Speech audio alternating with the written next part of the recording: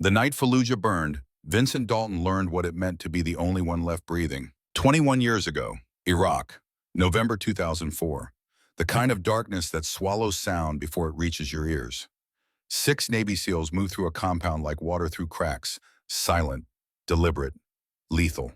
Chief Thomas Reeves led them. Vincent Dalton walked point. Behind them 4 more warriors whose names would be carved into black granite before the sun rose. The building was supposed to be empty. Intelligence said so. Intelligence was wrong. The explosion came from below. An IED wired to the stairwell, crude but effective. The floor collapsed like paper, and suddenly Vincent was falling through smoke and fire and the screaming of men who knew they were already dead. He hit rubble. Something heavy pinned his legs. Concrete. Rebar. The broken bones of a building that wanted to be a tomb. Above him, muzzle flashes. A K-47 fire, close, getting closer. Insurgents flooding in like ants to honey. Vincent tried to move. His legs wouldn't answer. He reached for his rifle. Gone. Lost in the fall. His sidearm then. He fired blind, up through the dust, heard a body drop, then another, but there were too many. Through the ringing in his ears, he heard Reeves shouting orders. Extract. Fall back. Get out. Vincent screamed for them to wait. His voice came out broken, desperate, the sound of a man who understood he was being left behind. Then Reeves was there, silhouette against fire, pulling at the rubble, hands bloody, face streaked with ash. Get out of here, Vincent said, or tried to say. His words were mud. Reeves looked at him, just looked. And in that moment, Vincent saw the decision being made. Saw it in the set of the chief's jaw, the way his hands stopped pulling and started pushing. Pushing Vincent toward the others, pushing him toward life.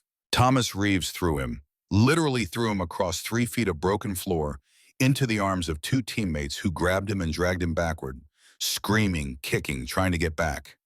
The chief sealed the door behind them. Steel, heavy, final. The last thing Vincent heard through that door was gunfire. Methodical, controlled. The sound of 1 man holding off 12 so that 5 could live. The last words came through the radio, crackling, fading. Tell my son I did it right. Then static. Then nothing. Then the whole building came down. Vincent Dalton was pulled from the rubble 4 hours later by a quick reaction force. Alive. Broken ribs. Shattered femur. Lungs full of smoke, but alive. 5 others came out in body bags. Chief Thomas Reeves came out in pieces. Vincent woke up in a field hospital 3 days later and immediately tried to kill himself. They put him in restraints, put him on suicide watch, put him back together with screws and plates and morphine, and eventually sent him home. But he never left Fallujah. Not really. Every night for 21 years he went back. Every night he heard Thomas Reeves tell him to live, and every night he wondered why. The morning Rear Admiral Catherine Brennan decided to walk into hell wearing jeans and a windbreaker, she had no idea she was about to meet the man her husband died trying to save. Virginia Beach, Naval Special Warfare Command Headquarters, March 2025. The sun was just starting to burn off the fog when her phone rang. 6 in the morning, she was already at her desk. Coffee, black, no sugar. Files spread across mahogany like body parts at a crash site. She picked up on the second ring. Admiral Brennan. The voice on the other end belonged to Lieutenant Colonel Patricia Marsh. JAG. Judge Advocate General.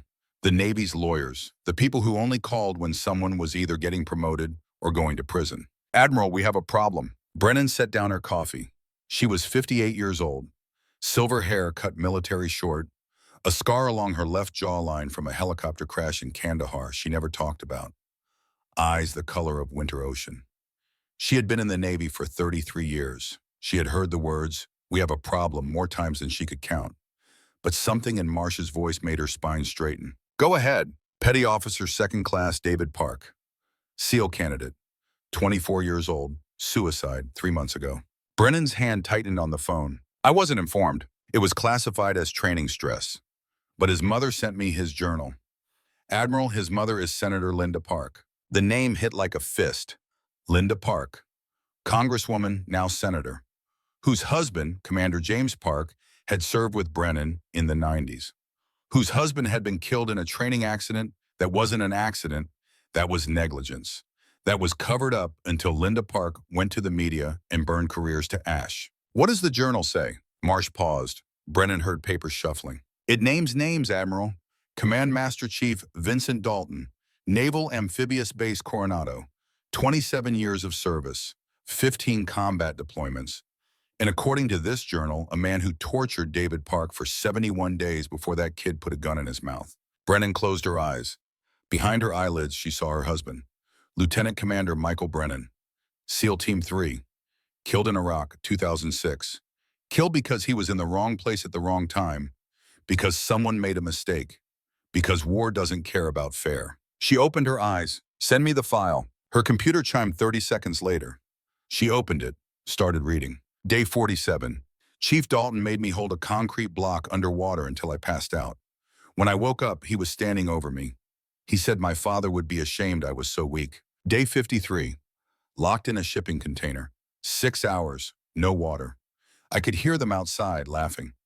When they let me out, I couldn't stand. Dalton said this is what Hell Week will feel like, but Hell Week is 1 week. This is every day. Day 63. He makes me call him sir. Everyone else calls him chief, but I have to say sir, like I'm lower than everyone else, like I don't deserve the same respect. Day 71, I told the psych evaluator I was struggling. He said I'd be fine, that I just needed to push through. I don't think I can push through anymore. I think Chief Dalton was right. I'm not strong enough. I'll never be my father. I'm sorry, Mom. Final entry, undated. I can't do this anymore. Brennan read it twice. Then she stood up and walked to the window. Outside, the sun was burning gold across the Chesapeake. Early morning PT runners moved in formation along the waterfront. Young sailors who believed the Navy would make them heroes. She thought about David Park, 24 years old, dead by his own hand because someone decided that breaking people was the same as building them. She thought about her husband, who had filed a report in 2005 about Vincent Dalton, about PTSD, about a man who needed help. A report that had been buried so deep it might as well have been classified. She thought about the fact that she was retiring in 90 days, that she could hand this off to someone else, that she could walk away clean, take her pension, fade into the Virginia countryside, and never think about the Navy again. She thought about all of that for exactly 10 seconds. Then she picked up the phone and called her aide. Book me a flight to San Diego. Today. No advance notice to the base. I'm going in civilian clothes. Ma'am, you're retiring in 3 months. Why not delegate this to, because I owe it to Linda Park's husband, and because if I don't fix this now, I never will. She hung up, stared at the photo on her desk, her husband in dress blues, her son out in his Navy pilot wings, her father in a frame next to them, wearing a Medal of Honor he earned in Vietnam and never lived to see his granddaughter receive her own stars.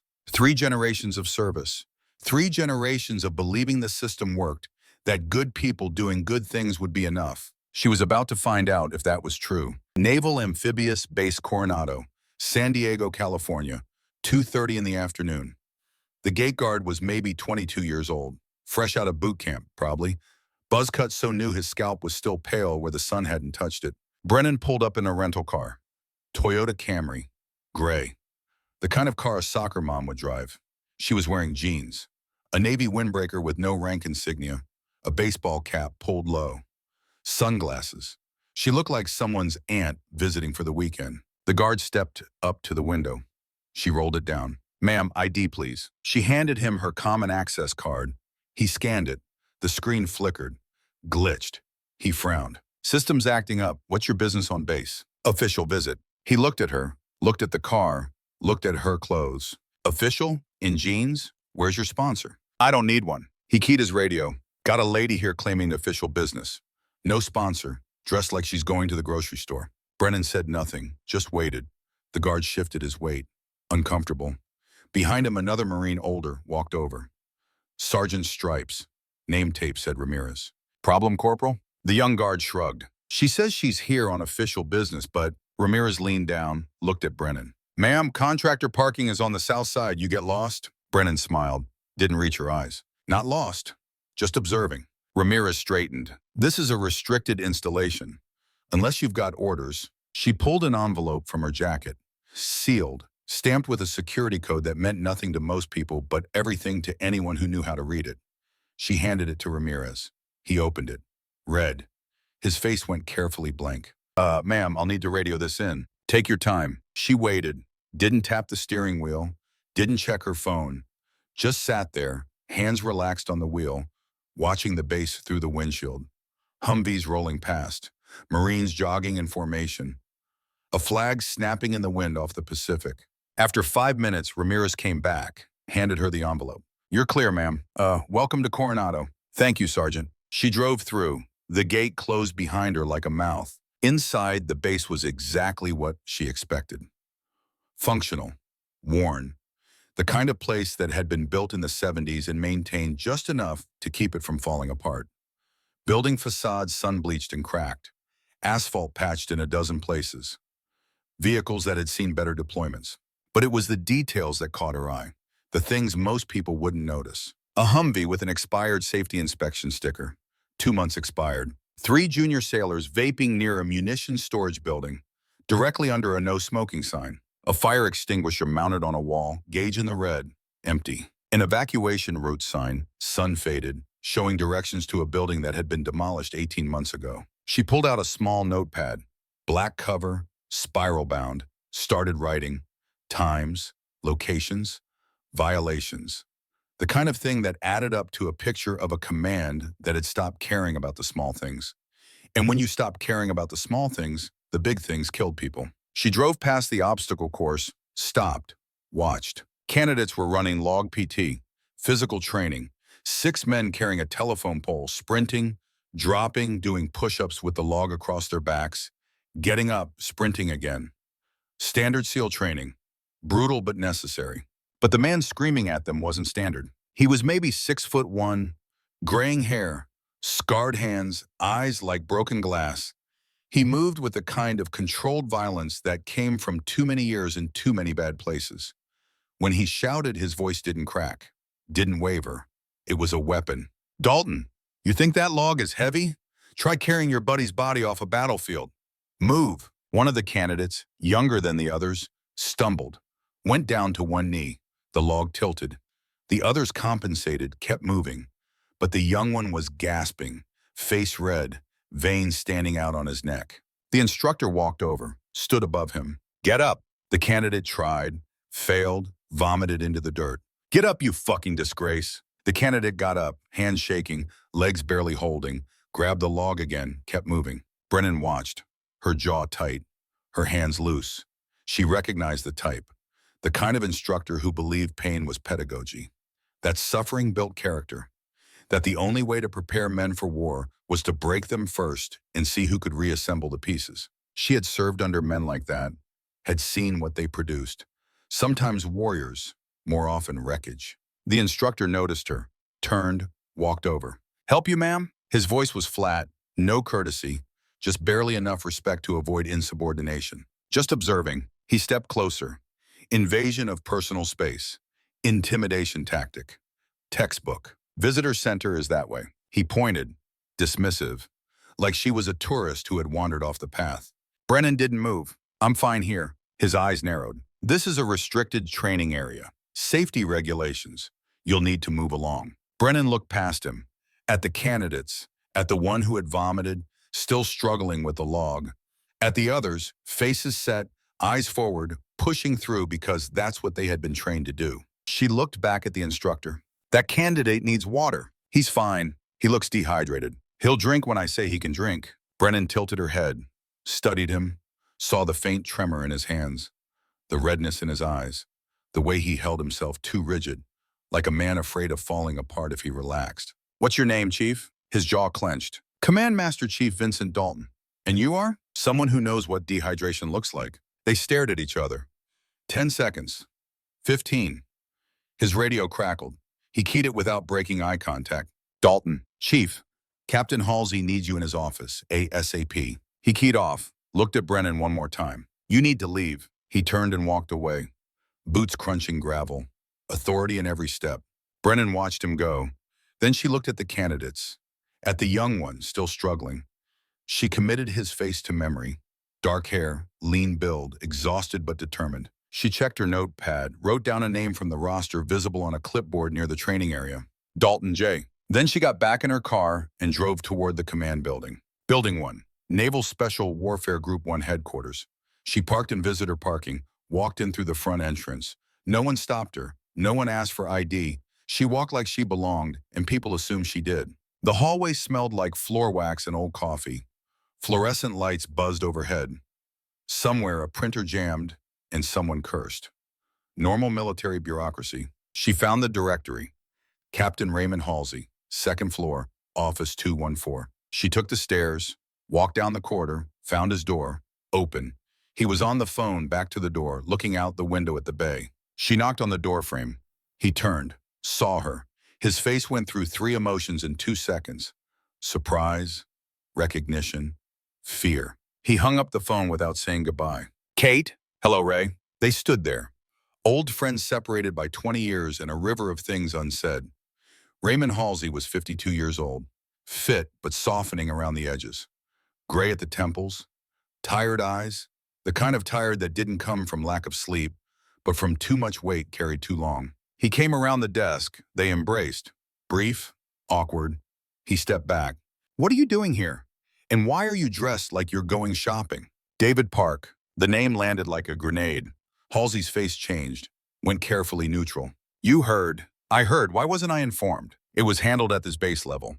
Psych eval said, don't. Her voice was quiet, hard. Don't tell me what the psych eval said, Ray. I read his journal. This wasn't depression.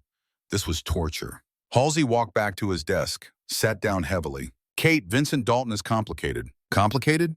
He tortured a kid to death. Dalton's methods are harsh, yes, but his candidates have the highest success rate in the Navy.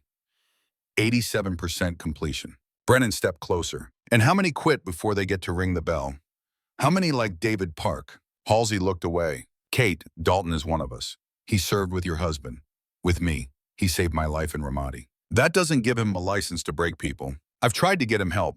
Therapy, medication. He refuses. Then relieve him. Halsey laughed, bitter. I can't. Why not? Because he's protected. By his record. By his reputation. By every SEAL who thinks the old ways were better. Brennan leaned on his desk. Ray, I'm here for 72 hours. Unannounced inspection. If I find what I think I'll find, Dalton is done. And anyone who protected him. Halsey met her eyes. Kate, please, don't do this. You're retiring in 3 months. Walk away clean. She straightened. I tried walking away once. When Michael reported concerns about Dalton's PTSD in 2005, I told him to let it go, that the Navy would handle it. A year later, my husband was dead. The air went out of the room. Halsey stared at her. Michael reported Dalton? And someone buried it. I'm going to find out who. She turned and walked out.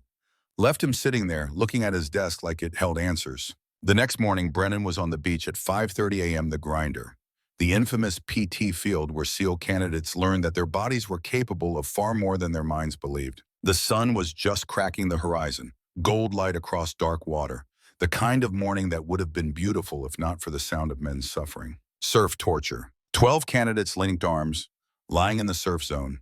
Pacific Ocean in March. 55 degrees. Cold enough to shut down your body if you stayed too long. Cold enough to kill you if no one pulled you out. They had been in the water 15 minutes when Brennan arrived. She stood at the edge of the beach, civilian clothes again, watching. Vincent Dalton stood above the surf line, arms crossed, face carved from stone. 3 other instructors flanked him. One of them was younger, fit, clean shave, lieutenant commander rank on his collar when he wore it. But today, like everyone else, he was in PT gear. Dalton's voice carried over the waves. You stay there until I say move. This is what hypothermia feels like. Get used to it. One of the candidates was shaking violently. Small guy, maybe 5'7", lips going blue. The others were trying to hold him up, but he was fading. The candidate next to him, taller, more athletic, turned his head. Instructor, Vega needs medical. Dalton didn't move. Reeves, did I ask for your opinion? No, instructor, but then shut your mouth. Your daddy didn't ask questions, he just did. The tall candidate, Reeves, went rigid, jaw clenched, but he didn't speak again. Brennan started walking, across the sand, toward the surf. Dalton noticed her, turned. Lady, I told you yesterday, that man needs a corpsman. Her voice was level, calm, the kind of calm that came before storms. Dalton stepped toward her. Who the hell do you think you are? Someone who knows hypothermia when she sees it. The other instructor shifted, uncomfortable. The younger lieutenant commander, the one whose name tape Brennan had glimpsed earlier, Chen stepped forward. And stepped. Chief, maybe we should Stay out of this, Lieutenant Commander. Brennan looked at Chen, then back at Dalton. He's right. This is between you and me. Dalton's hands flexed, fists, then open, then fists again. You think you know better? You ever been through BUD/S? No, but I've pulled men out of freezing water in the North Atlantic. I know what dead looks like. That kid's close. He's fine. They're all fine. Prove it. Check his vitals. Dalton hesitated. Just a fraction of a second, but Brennan saw it. She walked past him. Right past, close enough to smell the coffee and old alcohol on his breath. She knelt next to the small candidate, Vega, pressed 2 fingers to his neck. Bradycardic, pulse thready, altered mental status. She looked up at Chen, Corpman, now. Chen hesitated, looked at Dalton. Dalton stared at Brennan like he was deciding whether to hit her or arrest her. Finally, Chen keyed his radio. Corpman to the grinder, emergency. Dalton stepped close to Brennan, towering. You just cost that kid his shot at being a SEAL. Brennan stood, met his eyes. I just saved his life. You're welcome. They stared at each other. The ocean roared behind them. The sun climbed higher. Finally, Dalton turned and walked away. But Brennan saw his hands, still shaking. That afternoon, Brennan found the barracks. Building 602, SEAL candidates. Rows of bunks, lockers, gear stacked with military precision. One locker was sealed with evidence tape. Park, David. PO2. She looked around. Empty. Everyone at training. She pulled out a knife. Standard issue. Cut the tape. Inside, the locker was exactly what you'd expect. Uniforms. PT gear.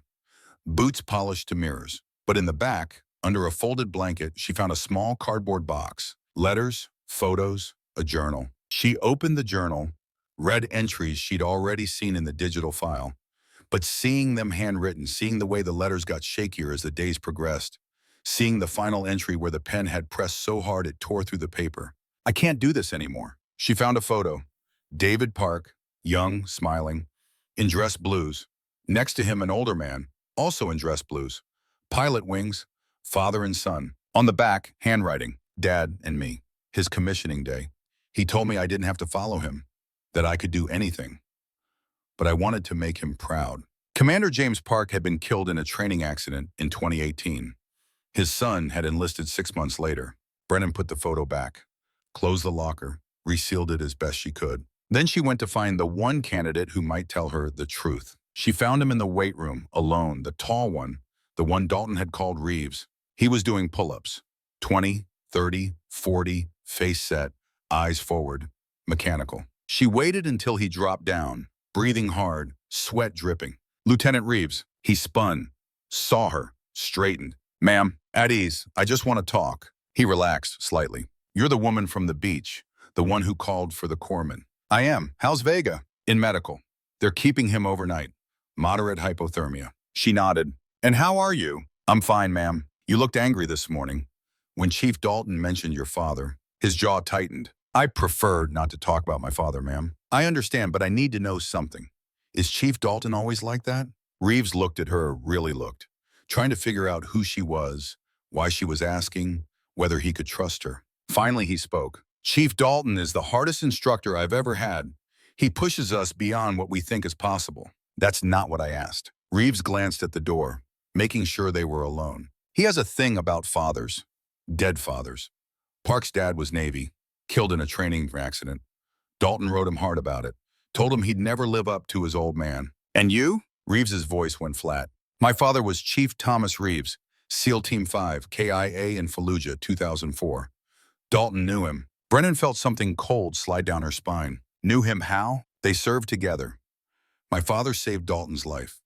Died doing it. Reeves picked up a towel, wiped his face. Dalton's been riding me since day one, comparing me to my dad, telling me I'll never measure up, that I'm soft, that I don't have what it takes. Why don't you report him? Reeves laughed. No humor. Report him for what? Doing his job? Everyone says SEAL training is supposed to be hard, that instructors are supposed to break you down. How do I prove he's crossing a line? Brennan stepped closer. By telling the truth, by being willing to stand up even when it costs you something. Reeves met her eyes. And who are you exactly? She pulled out her CAC card, handed it to him. He read it. His face went pale. Rear Admiral Catherine Brennan, Commander, Naval Special Warfare. He handed it back like it was radioactive. Ma'am, I didn't. It's fine. I came here in civilian clothes on purpose.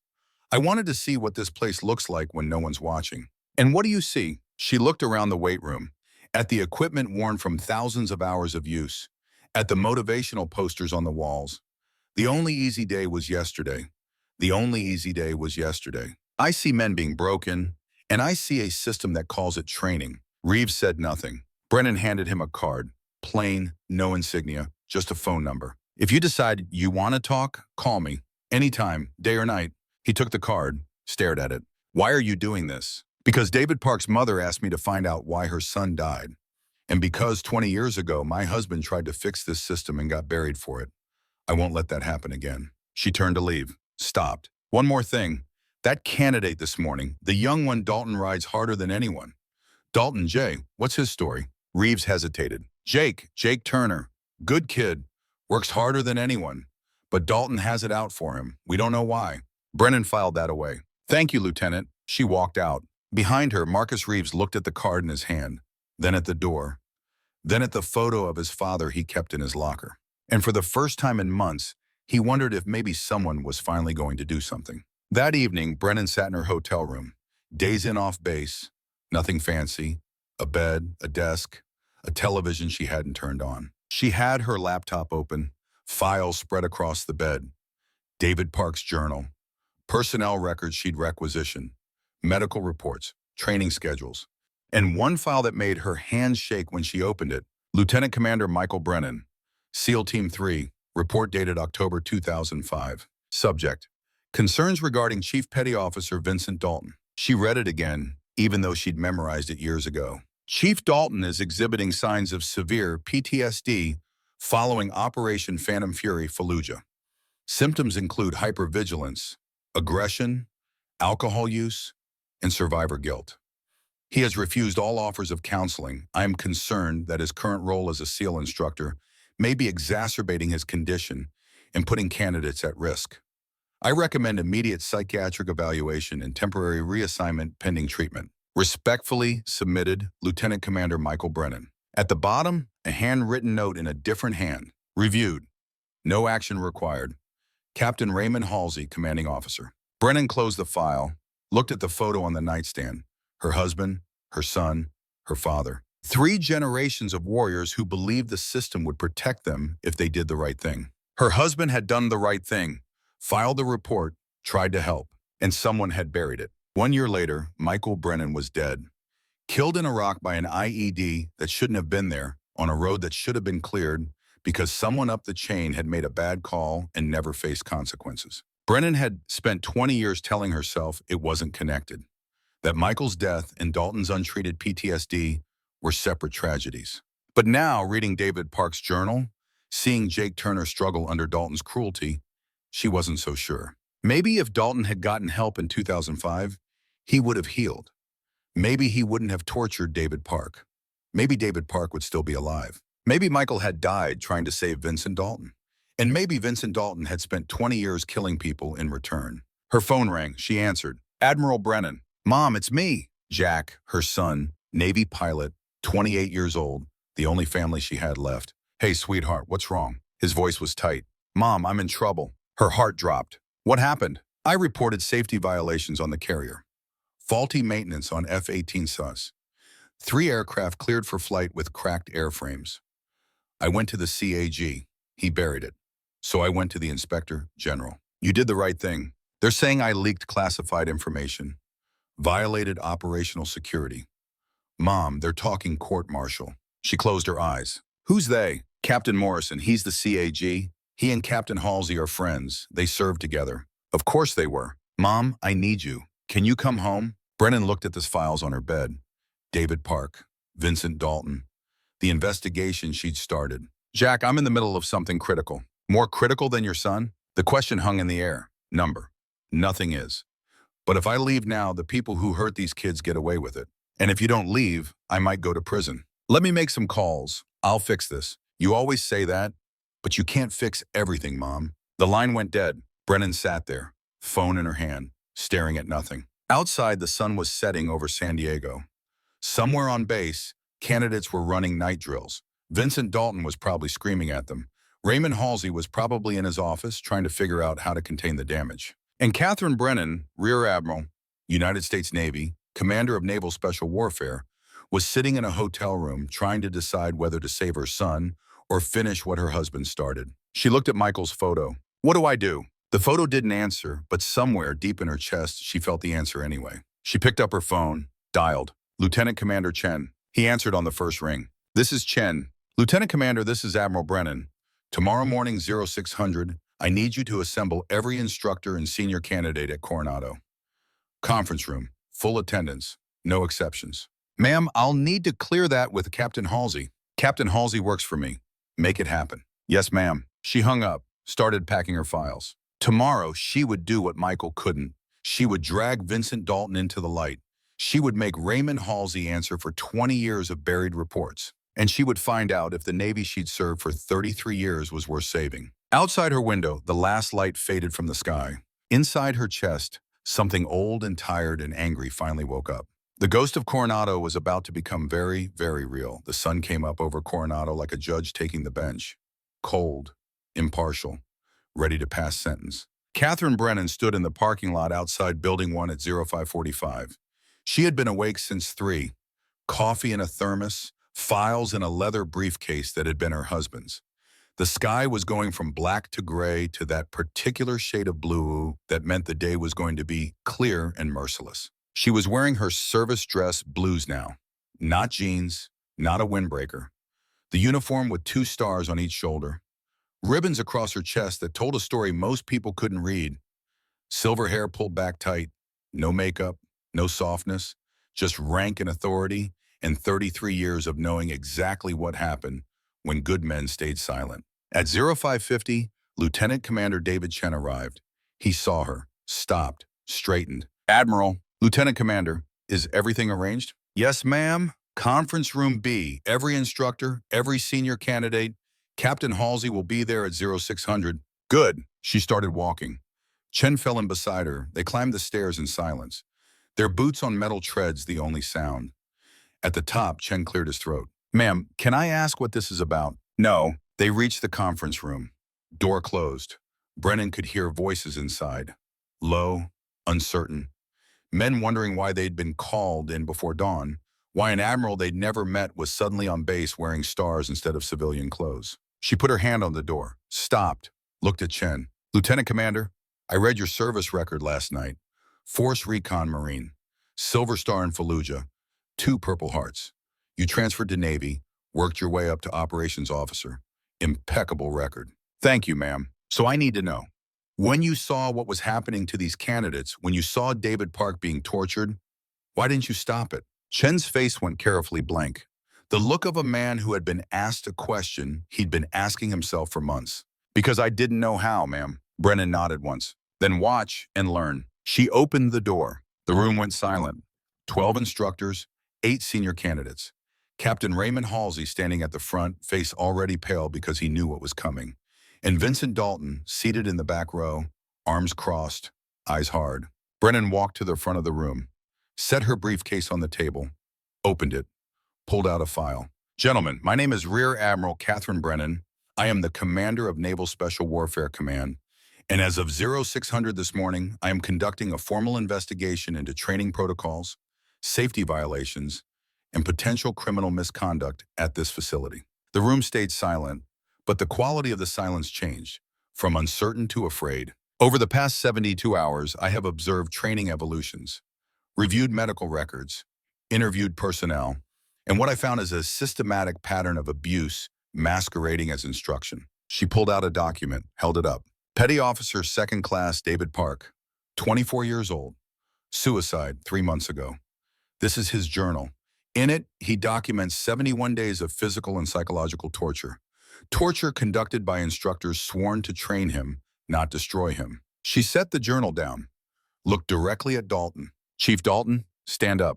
Dalton didn't move, just stared at her. I said, stand up, Chief. Slowly he stood. The other instructors shifted away from him, creating distance, self-preservation. How long have you been an instructor at this facility? Dalton's voice was flat, controlled. 8 years, ma'am. And in those 8 years, how many candidates have you trained? Approximately 300. How many quit?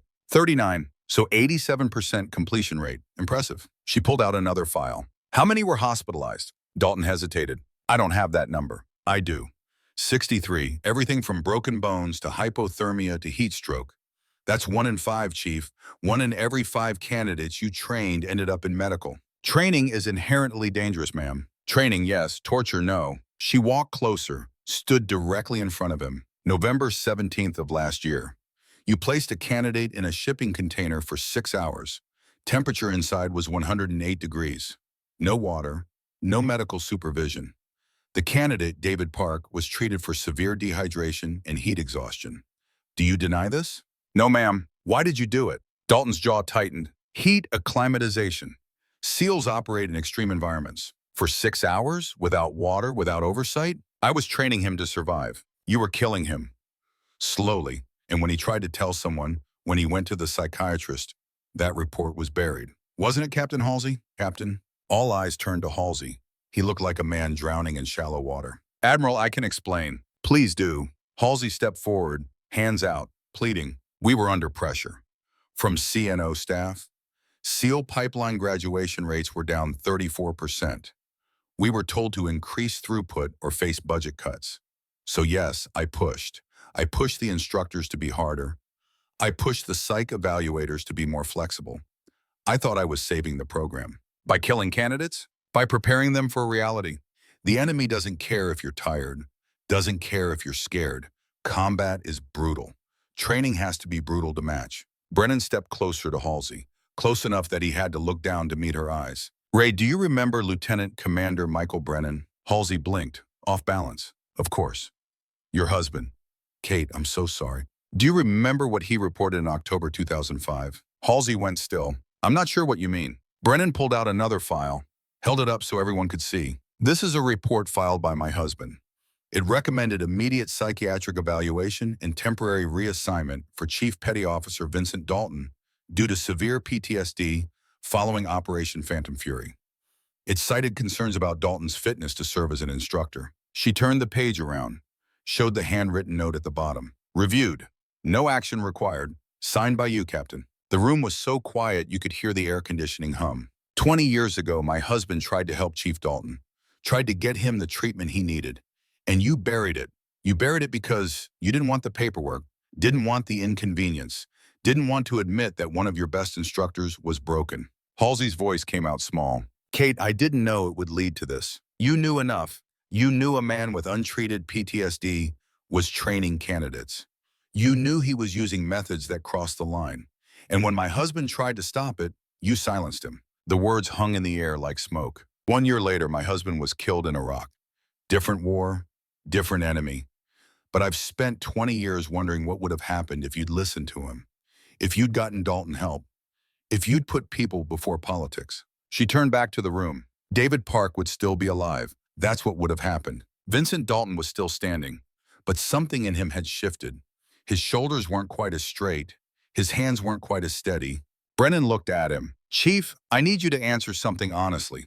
When you locked David Park in that container, when you made him hold his breath underwater until he passed out, when you told him his father would be ashamed, did you think you were helping him? Dalton's voice came out rough, like gravel. Yes. Do you still think that? A long pause, longer than it should have been. I don't know. Brennan nodded slowly. That's the first honest thing you've said since I got here. She closed the file, looked at everyone. Effective immediately, Chief Vincent Dalton is suspended from instructor duties pending formal investigation.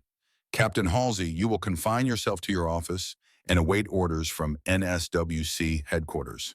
Lieutenant Commander Chen, you are hereby appointed interim head of candidate training. Chen stood, shocked. Ma'am, I'm not qualified to. You care about these candidates. You know what right looks like. That's more qualification than most. She picked up her briefcase. Gentlemen, this meeting is adjourned. But before you leave, I want you to think about something. Every one of you took an oath to support and defend, to bear true faith and allegiance. That oath wasn't just about fighting enemies. It was about protecting each other. And somewhere along the way, you forgot that. She walked toward this door, stopped, turned back. Don't forget it again. The door closed behind her. Inside the room, 12 instructors and 8 candidates sat in silence. trying to figure out what had just happened and what it meant for everything they thought they knew. Outside in the hallway, Catherine Brennan leaned against the wall and let herself breathe. Her hands were shaking. Not from fear, from rage held too long, finally released. Behind her, the door opened. David Chen stepped out. Admiral, that was necessary, but not finished. What happens now? Now I find out how deep this goes. She started walking. Chen fell in beside her. Ma'am, there's something you should know. About one of the candidates, Jake Turner. The one Dalton rides harder than anyone else? Yes, ma'am. There's a reason for that. Chen glanced around, made sure they were alone. Jake Turner isn't his real name. It's Jake Dalton, Vincent Dalton's son. He enlisted under his mother's maiden name so no one would know. Brennan stopped walking. Dalton has been torturing his own son? I don't think he sees it that way. I think he's trying to prove he's not showing favoritism. So he goes the other direction, pushes Jake harder than anyone, breaks him down further. How long have you known? Since Jake arrived, 6 months ago. Only Halsey and I know. Dalton made us swear not to tell anyone. Does Jake know you know? No, ma'am. Brennan stood there, processing. A father destroying his son to prove a point. A system so broken it allowed it to happen. A chain of command so corrupted by silence that truth had to be smuggled like contraband. Where is Jake now? Barracks. He had watch last night, should be sleeping. Take me to him. They walked across the compound. Morning PT was starting. Candidates running in formation. Cadence calls echoing across the grinder. The sun climbing higher, burning off the marine layer, revealing a day that looked clean from a distance, but was rotted underneath. Building 602, candidate barracks. Chen led her inside. Rows of bunks, lockers, gear hung with military precision. Most of the racks were empty, candidates at training. But in the back corner, one bunk was occupied. Jake Turner, or Dalton, or whatever his real name was, lay on his back staring at the ceiling. He didn't turn when they entered, just kept staring, like the ceiling had answers. Brennan walked over, stood at the foot of the bunk. Candidate Turner. He sat up fast, saw the stars on her shoulders, scrambled to attention. Ma'am, at ease, sit. He sat. She pulled up a chair. Chen stayed by the door. How long have you been awake? All night, ma'am. Why? Because I can't sleep anymore. Every time I close my eyes, I hear him screaming, telling me I'm weak, telling me I'll never be good enough. He wasn't looking at her, looking past her, at something only he could see. Brennan spoke quietly. I know who you are, Jake. He flinched, like she'd hit him. I know Vincent Dalton is your father. I know you enlisted under your mother's name, and I know he's been riding you harder than anyone. Jake's hands clenched into fists. He has to. If he goes easy on me, everyone will say it's favoritism. So he does the opposite. Make sure everyone knows he doesn't give me special treatment. By giving you special punishment, it's not punishment, it's training. Is it? She let the question sit. Jake looked at his hands, knuckles scarred, nails broken, the hands of someone who had been holding on too tight for too long. Finally, he spoke. My father is a hero. Fallujah, Ramadi, Kandahar, 15 deployments. He's saved more lives than I can count. And I'm just some kid trying not to embarrass him. What if you can't live up to him? Then I don't deserve to be here. Says who? Says everyone. Says him, says the guys in my class who have fathers who weren't SEALs, who don't have to carry that weight. Says me. Brennan leaned forward. Jake, listen to me. Your father is sick. He has PT, SD. He's never treated. Survivor guilt from men he lost in Fallujah. And instead of getting help, he's been trying to train it away. Train it out of himself by putting it into you. That's not true, isn't it? When he screams at you, who is he really screaming at? When he tells you you're not good enough, who is he really talking to? Jake looked up, eyes red. If I quit, he'll never forgive me. If you stay and let him destroy you, will you forgive yourself? The question landed like an artillery round. Jake sat there surrounded by the debris of his own expectations, trying to find something solid to stand on. I don't know what to do. Brennan reached into her pocket, pulled out a card, plain, just a phone number. You call this number if you need help. Day or night, someone will answer. She stood. And Jake, being strong isn't the same as being unbreakable. Sometimes the strongest thing you can do is admit you're hurting. She walked out. Chen followed. In the barracks, Jake Dalton sat holding a card and trying to remember the last time anyone had asked him if he was okay. The answer was never. That afternoon, Brennan went where she knew she'd find the truth. Building 309, medical clinic. She walked in without announcing herself. went straight to the corpsman station. The corpsman on duty was maybe 30. Hispanic. Name tape said Rodriguez. He looked up from his computer. "Can I help you, ma'am?" She showed her eyed. He stood so fast his chair rolled backward. "Admiral, I wasn't expecting. I need to see medical records for all SEAL candidates treated in the past 2 years. Everything. Broken bones, hypothermia, heat injuries, psychological evaluations. Ma'am, those records require authorization from I am the authorization." Rodriguez swallowed, nodded, started typing. 10 minutes later, Brennan sat in a private office with a stack of files that would end careers. She read methodically, taking notes, building a timeline. The pattern was clear once you knew to look for it. 14 candidates treated for hypothermia in 6 months. Normal baseline was 3 or 4. 8 for severe dehydration requiring IV fluids. Normal was 2. 3 for broken bones during hand-to-hand combat training. All 3 blamed themselves. Said they fell. But the fracture patterns didn't match falls. They matched blunt force trauma. And buried in the psych evaluations, notes from Dr. Alan Marsh, the base psychiatrist, that made her blood go cold. Candidate Park presenting with severe depression and suicidal ideation. However, given the demanding nature of SEAL training, recommend continued observation rather than immediate intervention. Candidate has strong desire to complete training and does not wish to be removed from program. Translation: the kid was suicidal, but we're going to let him keep training because he asked nicely. 2 weeks later, another note: Candidate Park continues to struggle. Captain Halsey has requested re-evaluation to determine fitness for continuation. After consultation, candidate cleared to continue with weekly counseling. Translation: Halsey wanted Park cleared. Marsh cleared him. 6 weeks later, David Park was dead. Brennan found Rodriguez outside. "This Dr. Marsh, is he still on base?" "Yes, ma'am. Building 7, Psychiatric Services." She walked. Fast. Anger like fuel. Building 7 was quieter. Carpeted hallways. Soft lighting. The kind of place designed to make people feel safe talking about things that scared them. She found his office. Door open. He was at his desk. Mid-50s. Soft hands. Expensive watch. The kind of doctor who had never seen combat, but made a career treating the people who had. "Dr. Marsh." He looked up, smiled professionally. "Can I help you?" She closed the door, locked it. His smile faded. "Rear Admiral Catherine Brennan. I've been reading your evaluations of SEAL candidates, specifically David Park." Marsh's face went carefully neutral. "I'm not at liberty to discuss patient information without proper authorization." She pulled out a document. JAG letterhead. Legal authorization to review all medical records in connection with an ongoing investigation. Marsh read it, set it down. "What do you want to know? Why did you clear David Park for training when he was actively suicidal?" Marsh folded his hands. Professional, calm. Candidate Park expressed a strong desire to continue. He felt that removing him from training would be more damaging to his mental health than allowing him to pursue his goal. "He was 24 years old and drowning. It was your job to save him. It was my job to respect his autonomy." Brennan leaned on his desk. "I have emails between you and Captain Halsey.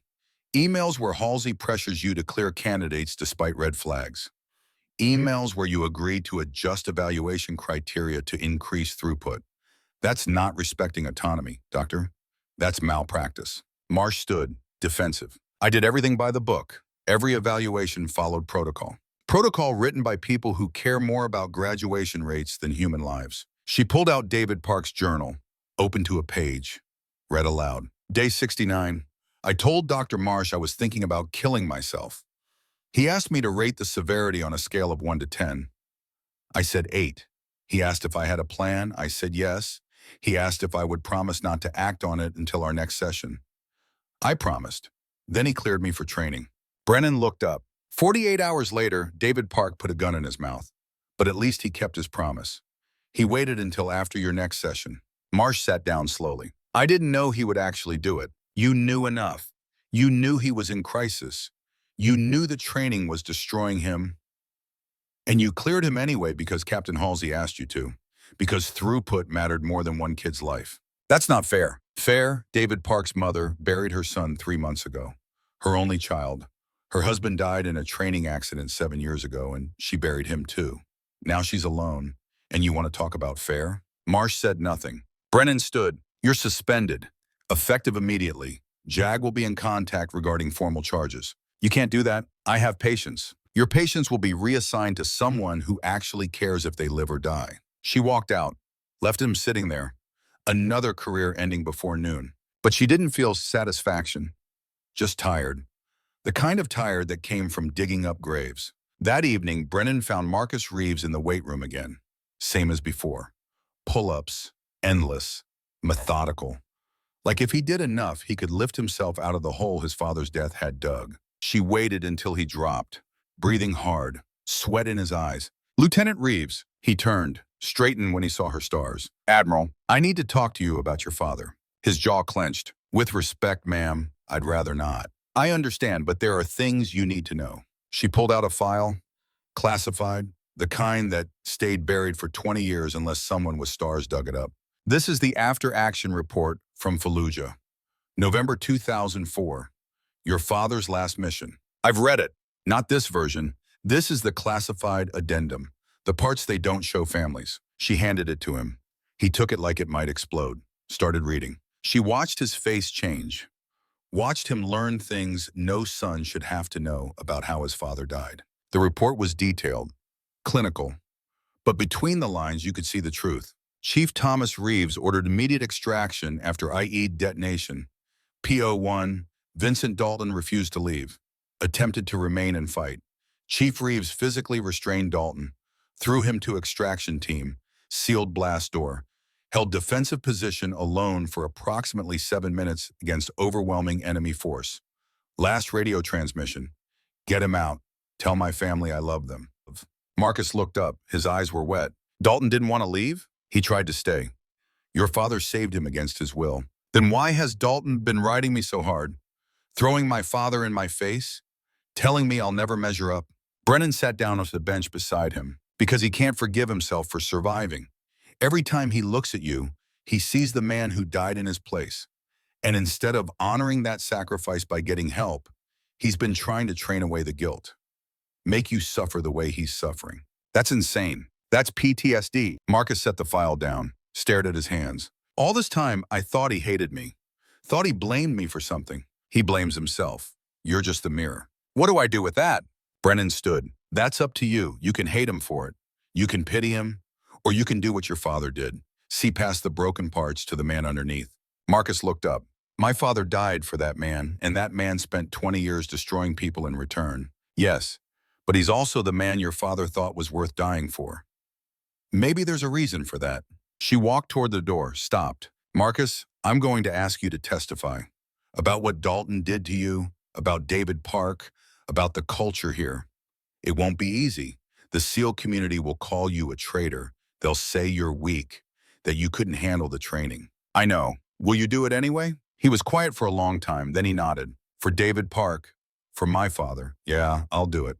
Good. Because the only way this changes is if people like you are willing to tell the truth. She left him there, holding his father's classified file, learning that heroes were complicated, that sometimes the people we save don't stay saved, that sacrifice doesn't always fix what's broken. But it matters anyway. Night fell over Coronado. Brennan sat in her hotel room, files everywhere, phone in her hand. She'd been staring at it for 20 minutes. Finally, she dialed. 3 rings, then her son's voice. Mom. Jack, how are you holding up? I'm okay. The legal team says they're building a case. Might go away if I agree to non-judicial punishment. Letter of reprimand, no court-martial. What did you do? I told the truth.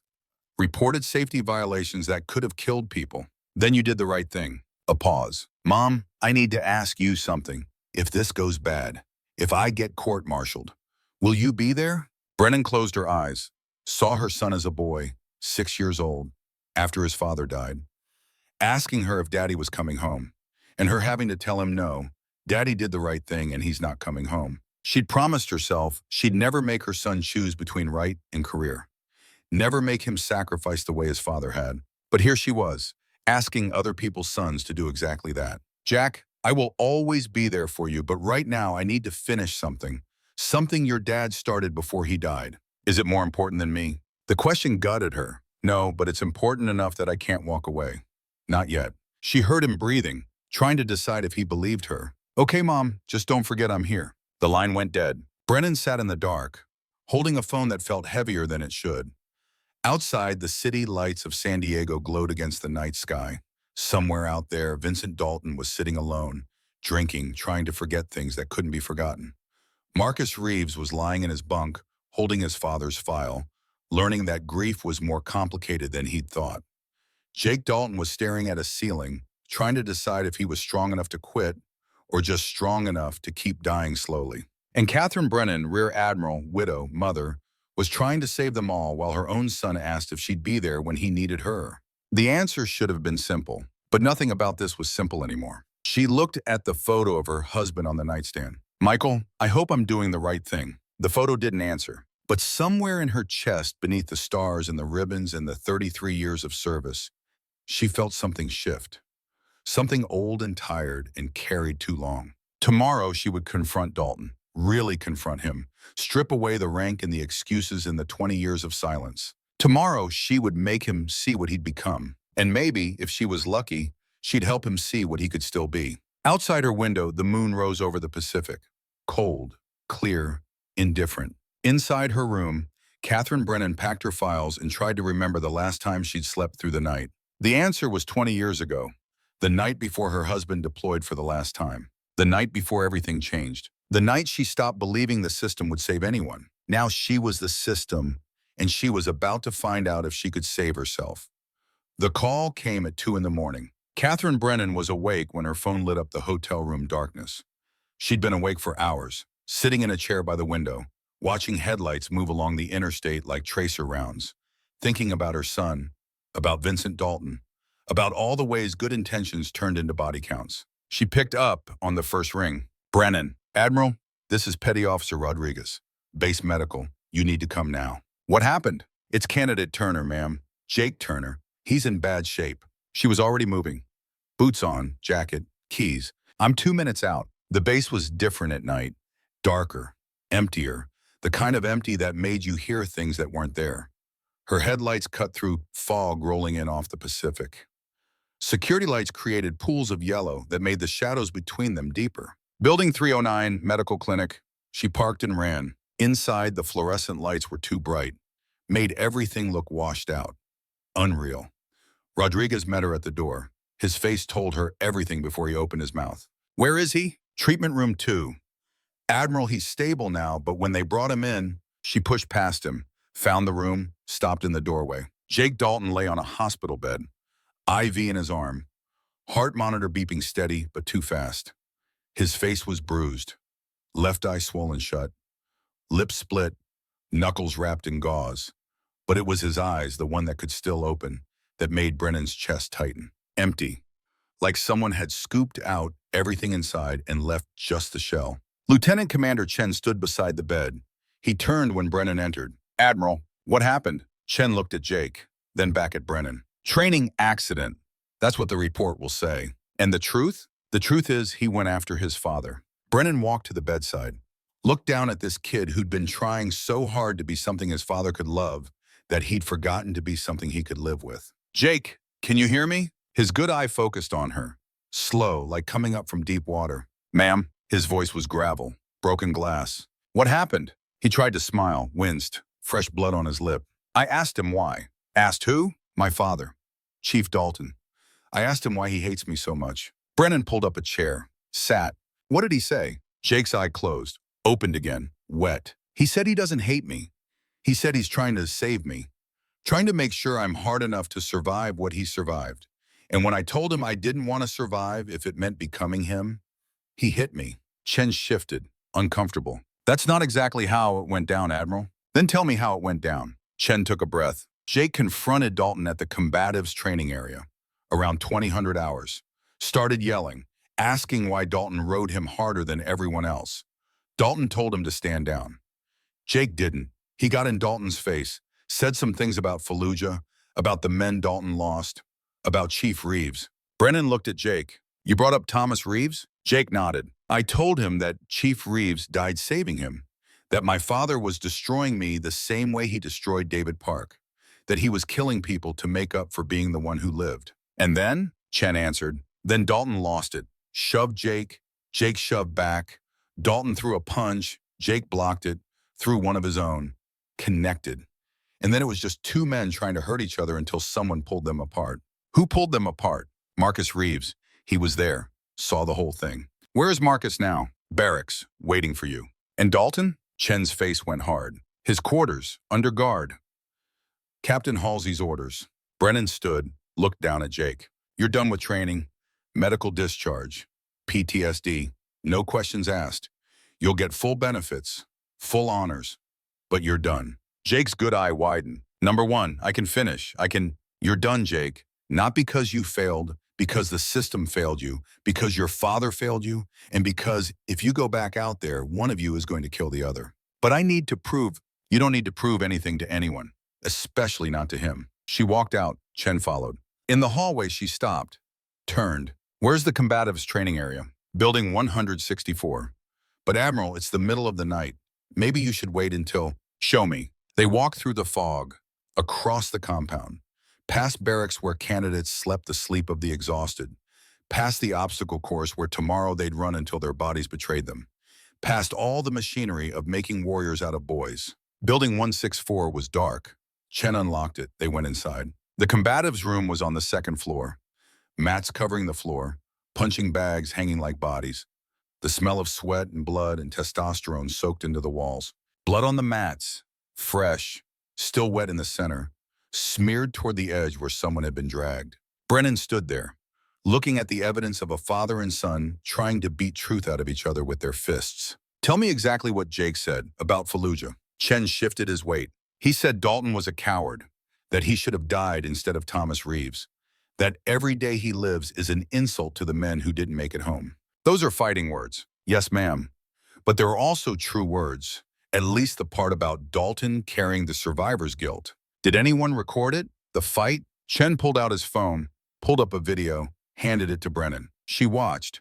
The timestamp said 2007, security camera footage, black and white, grainy, but clear enough. Jake Dalton standing in the center of the mat, Vincent Dalton across from him, both in PT gear, both with fists clenched. Jake's voice, shaking but determined. Tell me the truth. Tell me why you hate me. Vincent's voice, flat, cold. I don't hate you. Then why do you treat me like I'm nothing? Why do you ride me harder than everyone else? Why do you make me feel like I'm drowning every single day? Vincent stepped closer. Because I'm trying to save your life. By destroying it? By making you strong enough to survive. Survive what? A war we're not fighting? An enemy that doesn't exist? Or are you trying to make me survive you? Vincent's hands trembled. Fists open. Fists again. You don't understand. Then explain it to me. Explain why David Park is dead. Why you locked him in a container until he begged for mercy. Why you told him his father would be ashamed. That's different. How? How is it different? Because he wasn't my son. And Jake exploded. No, I'm your son. I'm the one you're supposed to protect. But instead, you break me down every day and call it love. Vincent's face twisted. I'm doing what I have to do. No, you're doing what you've always done. Running from Fallujah, from the men you lost, from Thomas Reeves dying in your place. You think if you make me hard enough, it'll make up for you being soft when it mattered. Vincent hit him, open hand, across the face, fast, hard. Jake staggered, straightened, wiped blood from his lip. That all you got, Chief? And Vincent lost it. Threw a punch, real one. Jake blocked, countered, connected with Vincent's jaw. Vincent stumbled, came back harder. They grappled. Went down, fists flying, neither one backing down, neither one willing to quit, until Marcus Reeves ran in, pulled them apart, Vincent on one side, Jake on the other, both bleeding, both breathing hard, both broken in ways that had nothing to do with the fight. The video ended. Brennan handed the phone back. Where's Marcus now? Barracks, room 312. She walked. Chen stayed behind. Some things you had to do alone. The barracks were quiet. She climbed the stairs, found 312, knocked soft. Come in. She opened the door. Marcus Reeves sat on his bunk, fully dressed, like he'd been waiting. Admiral, Lieutenant, you did good tonight, stopping that fight. I should have stopped it sooner, should have seen it coming. No one could have seen it coming, not that version of it. She sat down on the bunk across from him. The room was small, 2 racks, 2 lockers, 1 window looking out at the ocean. Spartan, clean, military. Marcus, I need you to tell me something honest. When you pulled them apart, when you saw Vincent Dalton beating his own son, what did you think? Marcus looked at his hands. I thought about my father, about Fallujah, about the fact that Dalton lived because my dad died. And I thought, this is what we get. This is the cost of saving someone who doesn't want to be saved. You think Dalton wanted to die that day? I think he's been dying every day since, and taking everyone around him down too. Brennan nodded slowly. Tomorrow morning, I'm going to interview Dalton. Formally, on the record. Jag will be there. Captain Halsey. Witnesses, and I need you to testify about what you saw tonight, about what you've seen over the past 6 months. You want me to end his career. I want you to tell the truth. His career ended the moment he put his hands on his son. Marcus stood, walked to the window, looked out at the darkness. My father died for him, threw him to safety, sealed the door, held off 12 insurgents so Dalton could live. And this is what Dalton did with that gift. Tortured kids, destroyed his own son, drank himself half to death and called it duty. Brennan stood beside him. Your father didn't die so Dalton could be perfect. He died so Dalton could live. What Dalton does with that life, that's on him. Not on your father, not on you. How do I forgive that? You don't.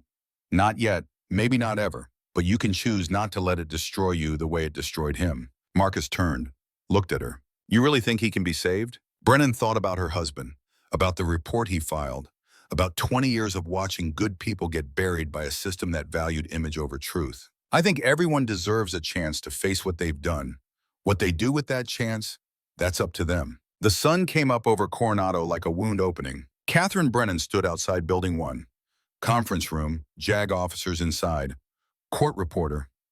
Captain Halsey looking like he'd aged 10 years overnight. David Chen, Marcus Reeves, Rodriguez from medical. And in the center of it all, Vincent Dalton. He wasn't in cuffs, wasn't under arrest, not yet. But he sat like a man who knew the walls were closing in, shoulders hunched, hands on the table, looking at nothing. Brennan walked in. Everyone stood. She waved them down, sat at the head of the table, opened her file. This is a formal interview under Article 32, Uniform Code of Military Justice. Command Master Chief Vincent Dalton, you have the right to remain silent. You have the right to counsel. Do you understand these rights? Dalton's voice came out rough. Yes. Do you wish to make a statement? Yes. The room went still. Halsey leaned forward like he wanted to stop this but couldn't figure out how. Dalton looked up, met Brennan's eyes for the first time. I want to tell you about Fallujah. That's not what this interview is. It's exactly what this interview is about. Fallujah is where it all started, where I became the man sitting here. The man who destroyed David Park. The man who beat his own son last night. You want to understand why? Then you need to hear this. Brennan sat back.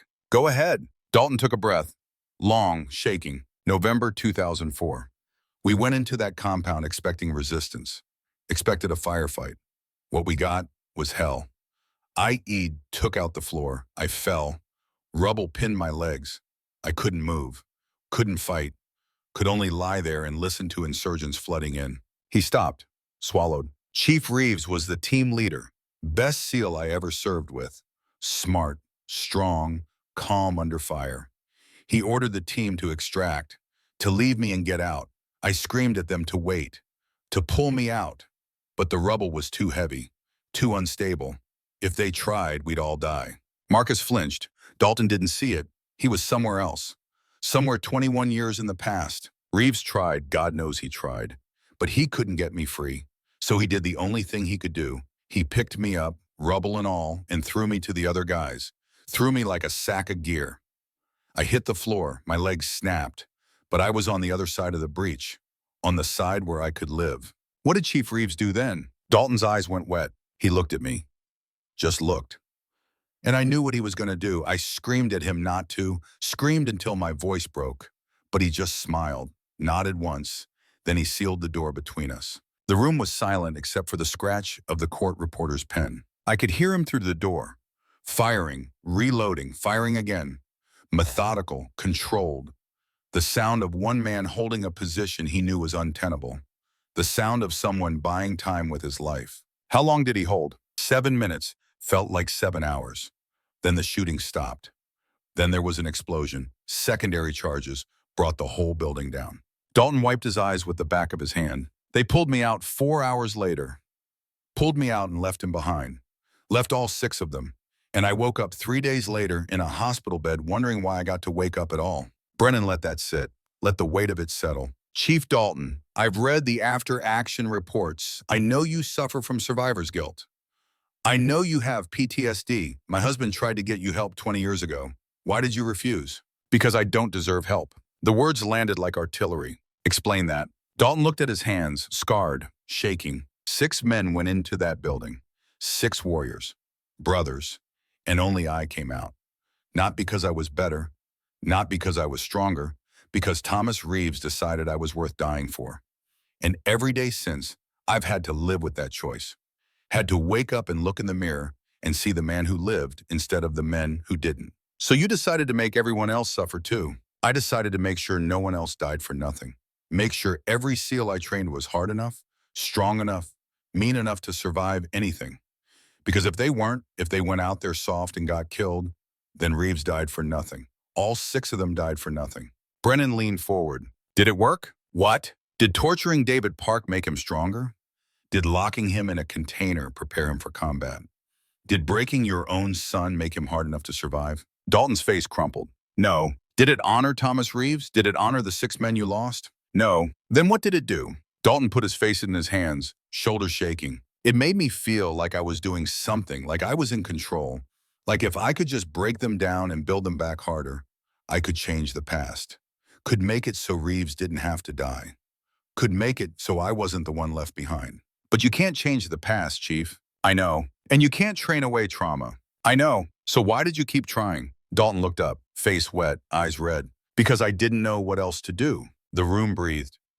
Everyone processing what they just heard. A confession. A breakdown. A man coming apart at the seams after holding together for 21 years with nothing but rage and routine. Marcus Reeves stood up. Everyone looked at him. He walked around the table, stood in front of Dalton. Dalton looked up. Marcus, my father saved you, threw you to safety, sealed himself in to die. Do you know why? Dalton shook his head. Because he thought you were worth saving. Because despite everything, despite the fear and the fire and the certain death, he looked at you and saw something worth dying for. I'm not worth that. That's not your decision to make. He made it, and he died believing he made the right choice. Are you going to call him a liar? Dalton stared at Marcus, this son of the man who saved him, this young warrior carrying a weight he shouldn't have to carry. No, then stop wasting the life he gave you. Stop destroying people in his name. Stop making his sacrifice meaningless by turning yourself into the enemy he died fighting. Marcus turned and walked out. The door closed behind him, left silence like shrapnel. Brennan spoke quietly. Chief Dalton, as of this moment, you are relieved of all duties. You will be placed on administrative leave pending a full investigation and possible courts-martial.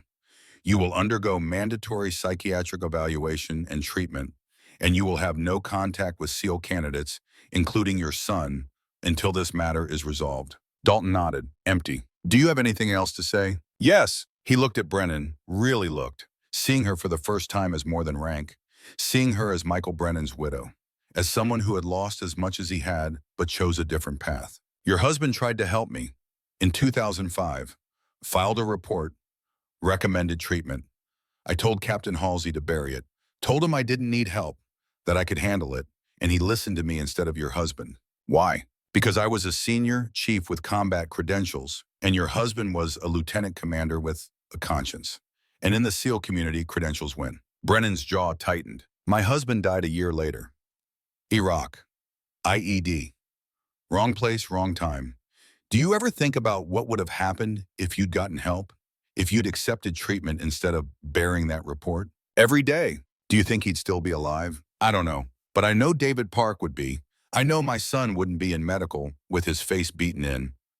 I know the last 20 years would look different. Brennan closed her file. That's all, Chief. You're dismissed. Dalton stood, walked to the door, stopped, turned back. Admiral, for whatever it's worth, I'm sorry. For your husband, for David Park, for Jake, for all of it.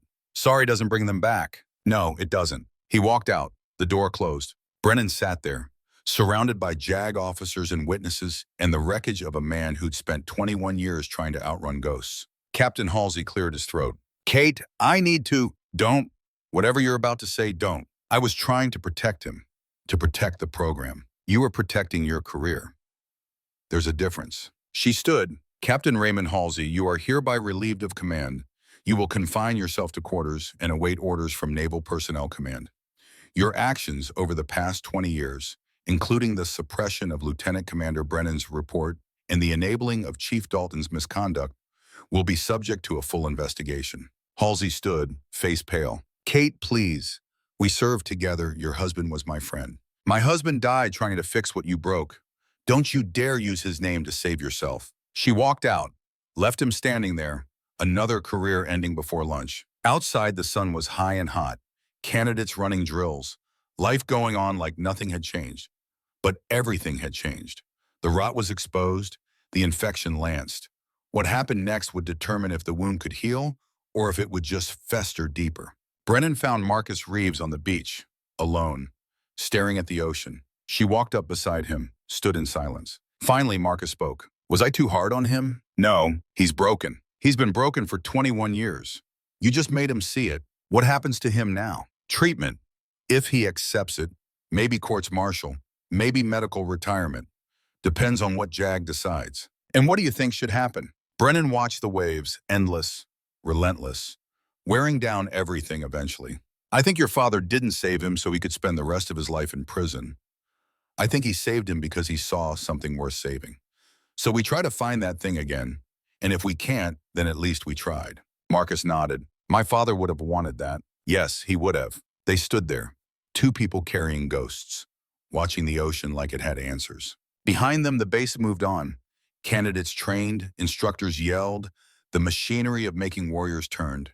But somewhere in the gears, something had shifted, something small but crucial. The difference between breaking people and building them, between tradition and cruelty, between honoring the dead and destroying the living. Catherine Brennan walked back to her car, got in, sat there with her hands on the wheel. Her phone buzzed, text from her son. Mom, they dropped the charges. Letter of reprimand, career intact, thank you. She stared at the message, felt something loosen in her chest. Her son was safe. The system had bent, but not broken. This time, she typed back, proud of you, always. Then she started the car and drove off base. Behind her, Coronado grew smaller in the rearview mirror. But the weight of what she'd done, what she'd uncovered, what she'd set in motion, that stayed heavy. Tomorrow there would be more interviews, more testimony, more careers ending and lives changing. Tomorrow the real work would begin. But tonight, she would drive north along the coast, find a hotel with an ocean view, order room service and not touch it. Sit by the window and watch the sun go down and think about her husband and all the ways love wasn't enough to save anyone. And somewhere south in a locked room on a military base, Vincent Dalton would sit alone and finally, after 21 years, let himself cry for the men he lost and the man he'd become and the son he'd nearly destroyed trying to prove he deserved to live. The ghosts were still there, would always be there, but maybe, just maybe, they could learn to carry them without crushing everyone else in the process. Maybe. The JAG office in San Diego was designed to intimidate. High ceilings, dark wood paneling, the seal of the Department of the Navy mounted on the wall like a judge watching everything. Commander Patricia Yates sat behind a desk covered in files that represented the end of careers, the collapse of reputations, the kind of justice that came too late to save the people who needed it most. Catherine Brennan sat across from her. Between them, 3 folders, 3 men whose lives were about to change forever. Commander, thank you for meeting on short notice. Yates was maybe 45. Sharp eyes, no-nonsense haircut, the kind of lawyer who had seen enough military misconduct to be surprised by nothing and outraged by everything. Admiral, when you request a meeting about potential courts-martial for a command master chief, a base psychiatrist, and a captain, I clear my schedule. She opened the first folder. Vincent Dalton's service record, 27 years, 15 deployments, Silver Star, Bronze Star with V, device for valor, Purple Heart, a record that would normally guarantee retirement with full honors and a pension that could support a family. But underneath the medals, another story. Incident reports buried, complaints filed and dismissed, a pattern of behavior that everyone saw but no one stopped. Chief Dalton, Yates tapped the file. Article 93, cruelty and maltreatment. Article 128, assault. And you're recommending Article 134, conduct unbecoming. That's a career ender. It should have ended 20 years ago. Yates looked up. Explain. Brennan pulled out Michael's report, the one from 2005, the one Raymond Halsey had buried. She slid it across the desk. My husband, Lieutenant Commander Michael Brennan, filed this report recommending psychiatric evaluation and reassignment for Chief Dalton due to severe PTSD. Captain Halsey, who was Dalton's commanding officer at the time, marked it reviewed and took no action. Yates read it. Her face went hard. Your husband saw this coming. He tried to stop it, and the system buried him for caring. Where is your husband now? KIA Iraq 2006, IED. Different war, different enemy, but the same system that ignored his report about Dalton. Yates closed the file carefully. Admiral, I need to ask you something directly. Is this about justice for David Park and the other candidates? Or is this about your husband? Both. It's always been both. The honesty landed like a stone in water. Yates nodded slowly. Fair enough. What about Captain Halsey? She opened the second folder. Raymond Halsey, 28 years of service, steady promotions, command of multiple facilities. On paper, a model officer, but between the lines, a man who chose convenience over conscience every single time. Article 92, failure to obey regulations. Article 107, false official statements in covering up incident reports. And based on the email chain between him and Dr. Marsh about clearing David Park despite psych red flags, possibly Article 134, conspiracy to commit an offense. That's strong language. It's a strong case. Halsey didn't just enable Dalton. He created the environment where Dalton could thrive. He pressured Dr. Marsh to clear unstable candidates because CNO wanted higher graduation rates. He buried complaints. He falsified readiness reports. And when my husband tried to stop it, Halsey silenced him. Can you prove the falsified reports? Brennan pulled out a stack of documents. Training readiness assessments going back 5 years. Each one showing higher completion rates, lower incident rates, improved candidate performance. Numbers that looked good on paper but didn't match the medical records, the complaint logs, the number of candidates who quit in the middle of the night and never came back. These reports say SEAL training at Coronado was running at peak efficiency, but medical records show a 300% increase in serious injuries. Psych evals show candidates presenting with suicidal ideation at twice the national average. And candidate retention, when you factor in drops before Hell Week even starts, is at a 15-year low. Yates compared the documents. Her jaw tightened. He cooked the books for 5 years because looking good on paper was more important than keeping candidates alive. And Dr. Marsh? The third folder. Alan Marsh, PhD, Navy psychiatrist. 15 years evaluating SEAL candidates. A career built on telling commanders what they wanted to hear instead of what candidates needed. Article 92, dereliction of duty. Article 107, false official statements. He cleared David Park for training despite documented suicidal ideation. He adjusted evaluation criteria under pressure from Halsey, and according to his own notes, he knew Park was in crisis but chose not to intervene. Why? Because intervening meant paperwork, meant losing a candidate, meant explaining to Halsey why the numbers were down. So he took the easy path, cleared Park, sent him back to Dalton. And 6 weeks later, Park put a gun in his mouth. Yates sat back, rubbed her temples. This is going to be ugly, Admiral. Courts-martial for all three. Media coverage, congressional inquiries. The SEAL community is going to call you a traitor. They'll say you're destroying good men over one tragic incident. It wasn't one incident. It was a pattern, a culture, a system that valued image over integrity. And if calling that out makes me a traitor, then I'll wear that badge. Yates smiled, thin, grim. You sound like your husband. I'll take that as a compliment. It is. Yates opened her laptop, started typing. Okay, I'll initiate Article 32 investigations for all three. Preliminary hearings within 30 days. Full courts-martial to follow if charges are sustained. But Admiral, I need to warn you, this is going to cost you. What do you mean? You're retiring in 60 days. This investigation will take 6 months minimum. Maybe a year. You'll have to extend your service, delay retirement, put your life on hold. Brennan thought about her son, about the text message saying his charges were dropped, about the life she could have if she just walked away. Took her pension, bought a house somewhere quiet, spent her days gardening and trying to forget. Then she thought about David Park, about Jake Dalton in a hospital bed, About all the candidates who never made it home because the people in charge chose silence over salvation. I'll extend. You're sure, Commander? 20 years ago, my husband tried to fix this system and died before he could finish. I'm not making the same mistake. Yates nodded, closed her laptop. Then let's get to work. Brennan left the JAG office as the sun was setting, drove back to Coronado in silence. The radio off, the windows down. Salt air and exhaust and the smell of a city that didn't know or care about the battles being fought in its shadows. Her phone rang, unknown number. She almost didn't answer, but something made her pick up. Brennan, Admiral, this is Linda Park. The name hit like incoming fire. David Park's mother, the senator who had sent the journal, the woman who had buried her husband and then her son and was somehow still standing. Senator Park, I wasn't expecting to hear from you directly. Linda Park's voice was steady, strong, the voice of someone who had cried until there were no tears left and now only had rage to keep her upright.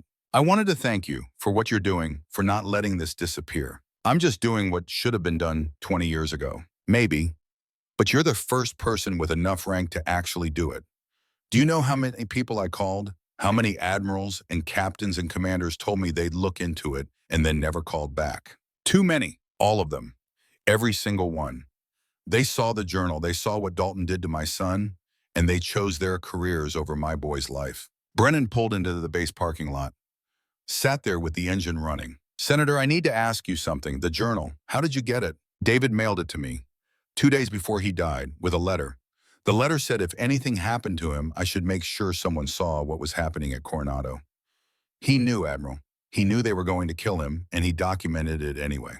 Brennan closed her eyes. I'm sorry. I'm so sorry. Don't be sorry. Be angry. Be angry enough to finish this. I am. Good.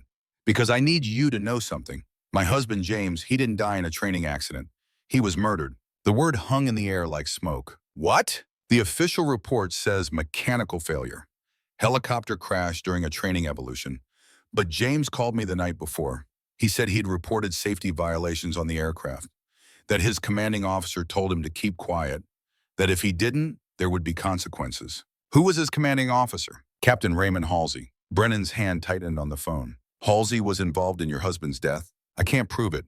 The investigation was closed, ruled accidental. But James was a careful pilot, meticulous. He wouldn't have flown an aircraft he knew was unsafe unless someone forced him to. Why are you telling me this now? Because you're going after Halsey. And I want you to know the kind of man you're dealing with. He doesn't just bury reports, Admiral.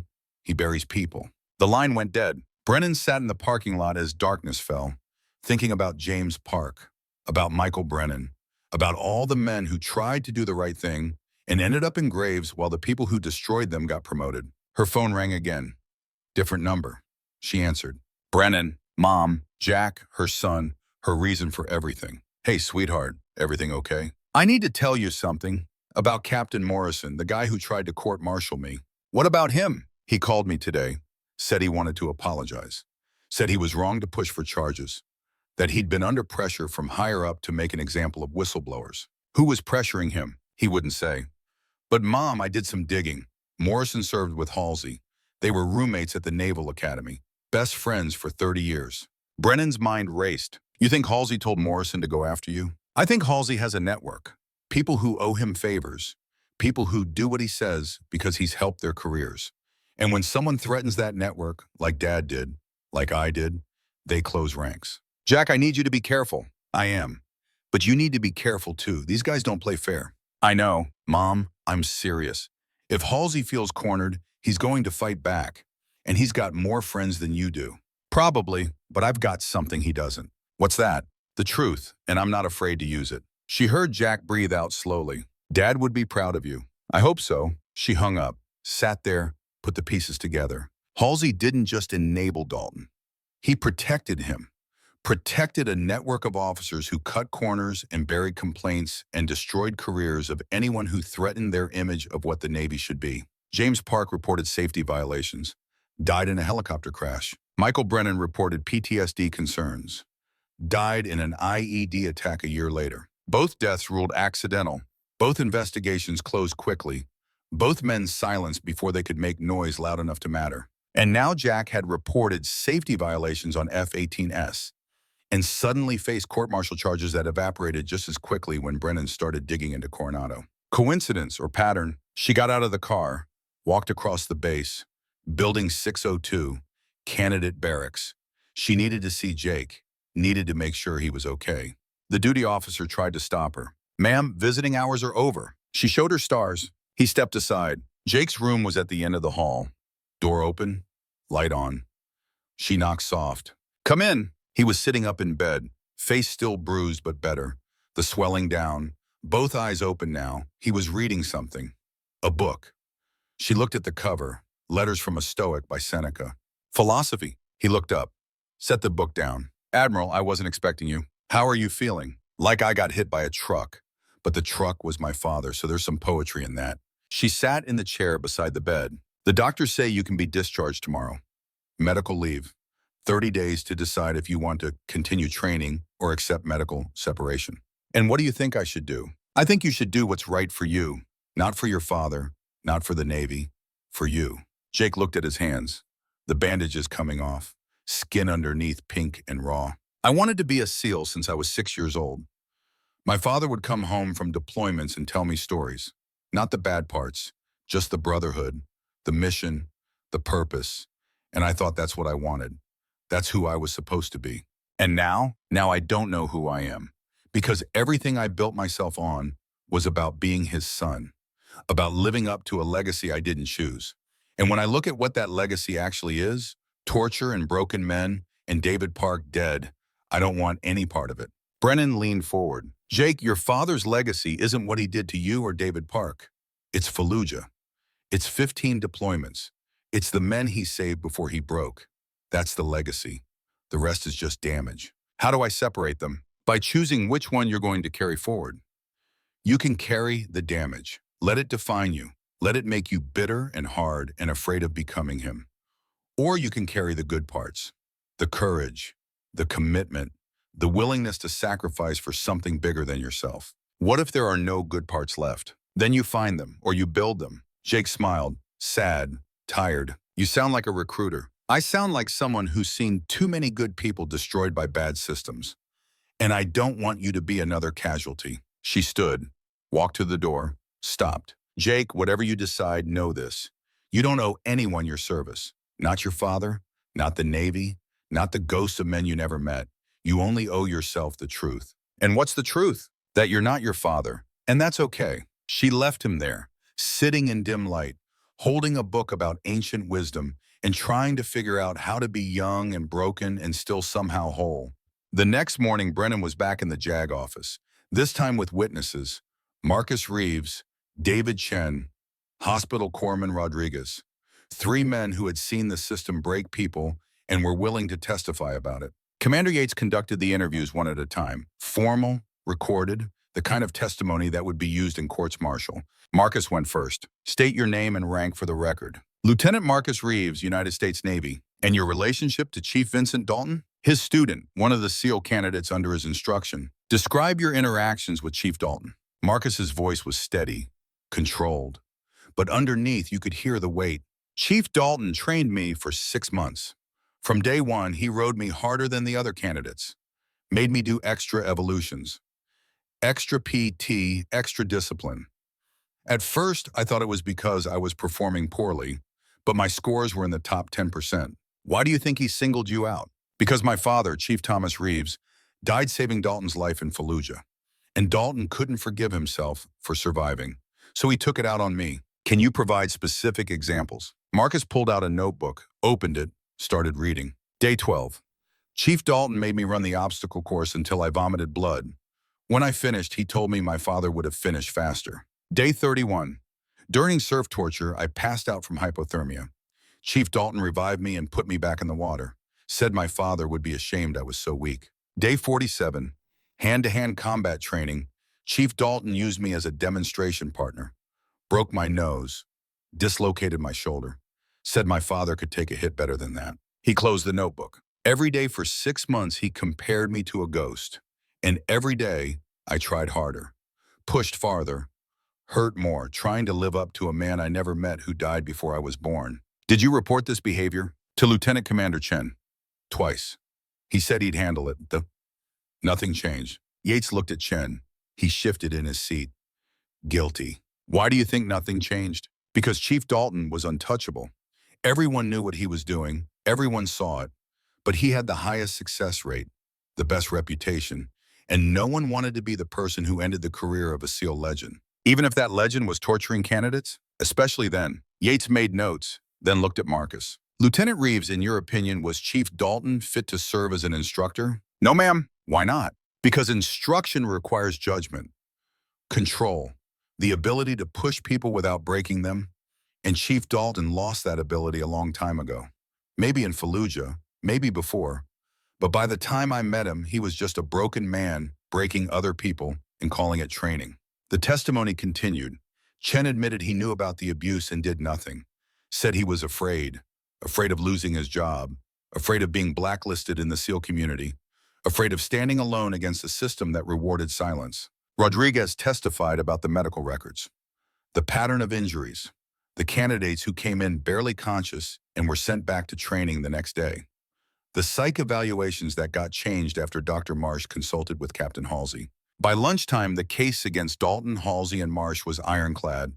Testimony, documents, video evidence, the kind of case that couldn't be buried or dismissed or explained away. Yates closed her laptop. Admiral, I'm moving forward with Article 32 investigations for all 3 defendants.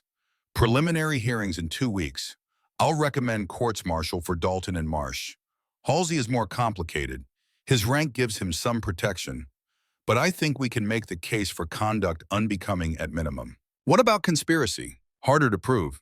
But if we can connect the dots between James Park's death and Halsey's pattern of silencing whistleblowers, maybe. Find those dots, Commander. I will. Brennan walked out into California sunshine that felt wrong somehow.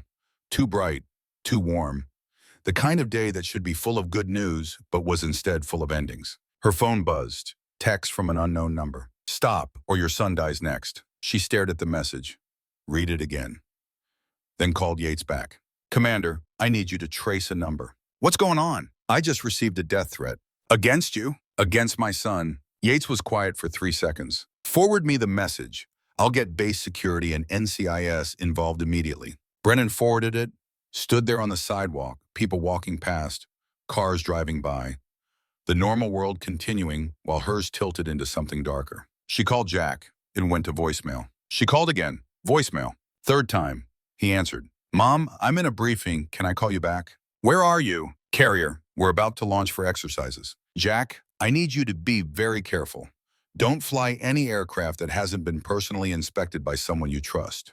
Don't go anywhere alone. And if anyone approaches you with orders that seem off, you call me immediately. Mom, you're scaring me. Good. Be scared. These people don't make empty threats. What people? The people who killed James Park, who maybe killed your father, who just threatened you to make me stop investigating. Jack's voice went hard. Let them try. Don't be brave, Jack. Be smart. Promise me. I promise. She hung up, called base security, reported the threat. They said they'd increase patrols, monitor her hotel, provide an escort if she needed one. But she knew the truth. If someone wanted to hurt her son, security wouldn't stop them. Only ending this would. Only exposing Halsey and his network so completely that trying to silence anyone would just confirm their guilt. So she had to move faster, push harder, make so much noise that silence became impossible. That night, she sat in her hotel room and wrote, not reports, not memos, a letter to the CNO, to the Secretary of the Navy, to every admiral and commander and captain in the chain of command, laying out everything, the deaths, the cover-ups, the pattern of corruption that went back 20 years and continued today. She attached the documents, the testimony, the email chains, the medical records, everything that proved the system was broken and the people in charge knew it and chose to look away. Then she hit send and waited for the explosion. It came at 0300, her phone ringing. The CNO himself, 4-star admiral, commander of the entire Navy, the man who could end her career with a word. She answered, Admiral Brennan. His voice was ice. What the hell do you think you're doing? My job, sir. Your job is to run Naval Special Warfare Command, not conduct witch hunts against decorated officers. Decorated officers who tortured candidates and covered up deaths. Alleged torture, alleged cover-ups. You're destroying careers based on the word of a few disgruntled candidates in a dead kid's journal. That dead kid was the son of a senator. And those disgruntled candidates have medical records and testimony that will stand up in any court-martial. The CNO was quiet, breathing hard. Catherine, I'm trying to help you. Stand down. Let JAG handle this quietly. Don't make this political. It's already political. You made it political when you pressured Halsey to increase graduation rates, when you cared more about numbers than lives. I never pressured anyone. Then explain the emails between your office and Halsey about pipeline throughput and funding tied to performance metrics. Silence. Those are classified. Not anymore. I sent them to the Senate Armed Services Committee 20 minutes ago. You did what? My job, sir. The line went dead. Brennan sat in the dark, hands shaking. What she'd just done was career suicide. Maybe actual suicide if the threat against Jack was real. But it was also the only way forward. The only way to make sure this didn't get buried again. She looked at the photo of Michael on the nightstand. I hope you're proud of me, because I just burned every bridge I had. The photo didn't answer, but somewhere in her chest, underneath the fear and the rage and the exhaustion, she felt something else. Peace. For the first time in 20 years, she had done what her husband tried to do. She had told the truth, loudly, publicly, irrevocably. And whatever came next, at least she could look herself in the mirror. At least she could look at Michael's photo and know she finished what he started. Outside, the city slept. Tomorrow would bring consequences. Courts-martial, congressional hearings, media storms. But tonight, Catherine Brennan slept better than she had in 2 decades, because the ghosts were quieter now. And the system finally was listening. The hearing room in Washington, D.C. was nothing like the ones in San Diego. Marble floors, mahogany benches, flags representing every branch of service, standing at attention behind the panel. This wasn't military justice. This was theater. Performance art for senators who wanted to look tough on military misconduct while protecting the institution that gave them power. Catherine Brennan sat at the witness table, alone, no lawyer beside her because she didn't need one. She had the truth, and after 33 years in the Navy, she knew how to deliver it. The Senate Armed Services Committee Chairman, Senator Robert Vance, gavelled the hearing to order. He was 72 years old, former Marine, Vietnam veteran, the kind of man who believed in the old ways but was smart enough to know when the old ways had rotted from the inside. Admiral Brennan, thank you for appearing before this committee. We've reviewed the materials you submitted regarding training protocols at Naval Amphibious Base Coronado. The allegations are serious. Before we begin, I need to ask, are you prepared to testify under oath? I am, Senator. Very well. Please stand and raise your right hand. She stood, hand up. The oath was simple. Truth, nothing but. Help her God. She sat, looked at the panel, 12 senators, some sympathetic, some skeptical. Some already decided this was a witch hunt, and she was the witch. Senator Vance opened a folder, thick, full of documents she had sent. Admiral, you've alleged a systematic pattern of abuse at SEAL training facilities. You've implicated a command master chief with 27 years of distinguished service, a base psychiatrist with an unblemished record, and a captain who commanded multiple facilities without incident. These are serious charges against serious people. What evidence do you have to support them? She pulled out her own folder, thinner, but every page inside was a knife. I have the journal of Petty Officer Second Class David Park, detailing 71 days of physical and psychological torture. I have medical records showing a 300% increase in serious training injuries over 5 years. I have testimony from 3 witnesses, including Lieutenant Marcus Reeves, son of Chief Thomas Reeves, who died in Fallujah saving Chief Dalton's life. And I have emails between Captain Raymond Halsey and Dr. Alan Marsh showing a deliberate conspiracy to clear unstable candidates for training to inflate graduation rates. Senator Vance nodded. Another senator, a woman from California, leaned forward. Admiral Brennan, I'm Senator Linda Park. The room got quieter. Everyone knew who Linda Park was. Everyone knew her son had died. But not everyone knew she was on this committee. Brennan had known. Linda had made sure of it. Senator, my son, David, took his life 3 months ago. The Navy ruled it training stress.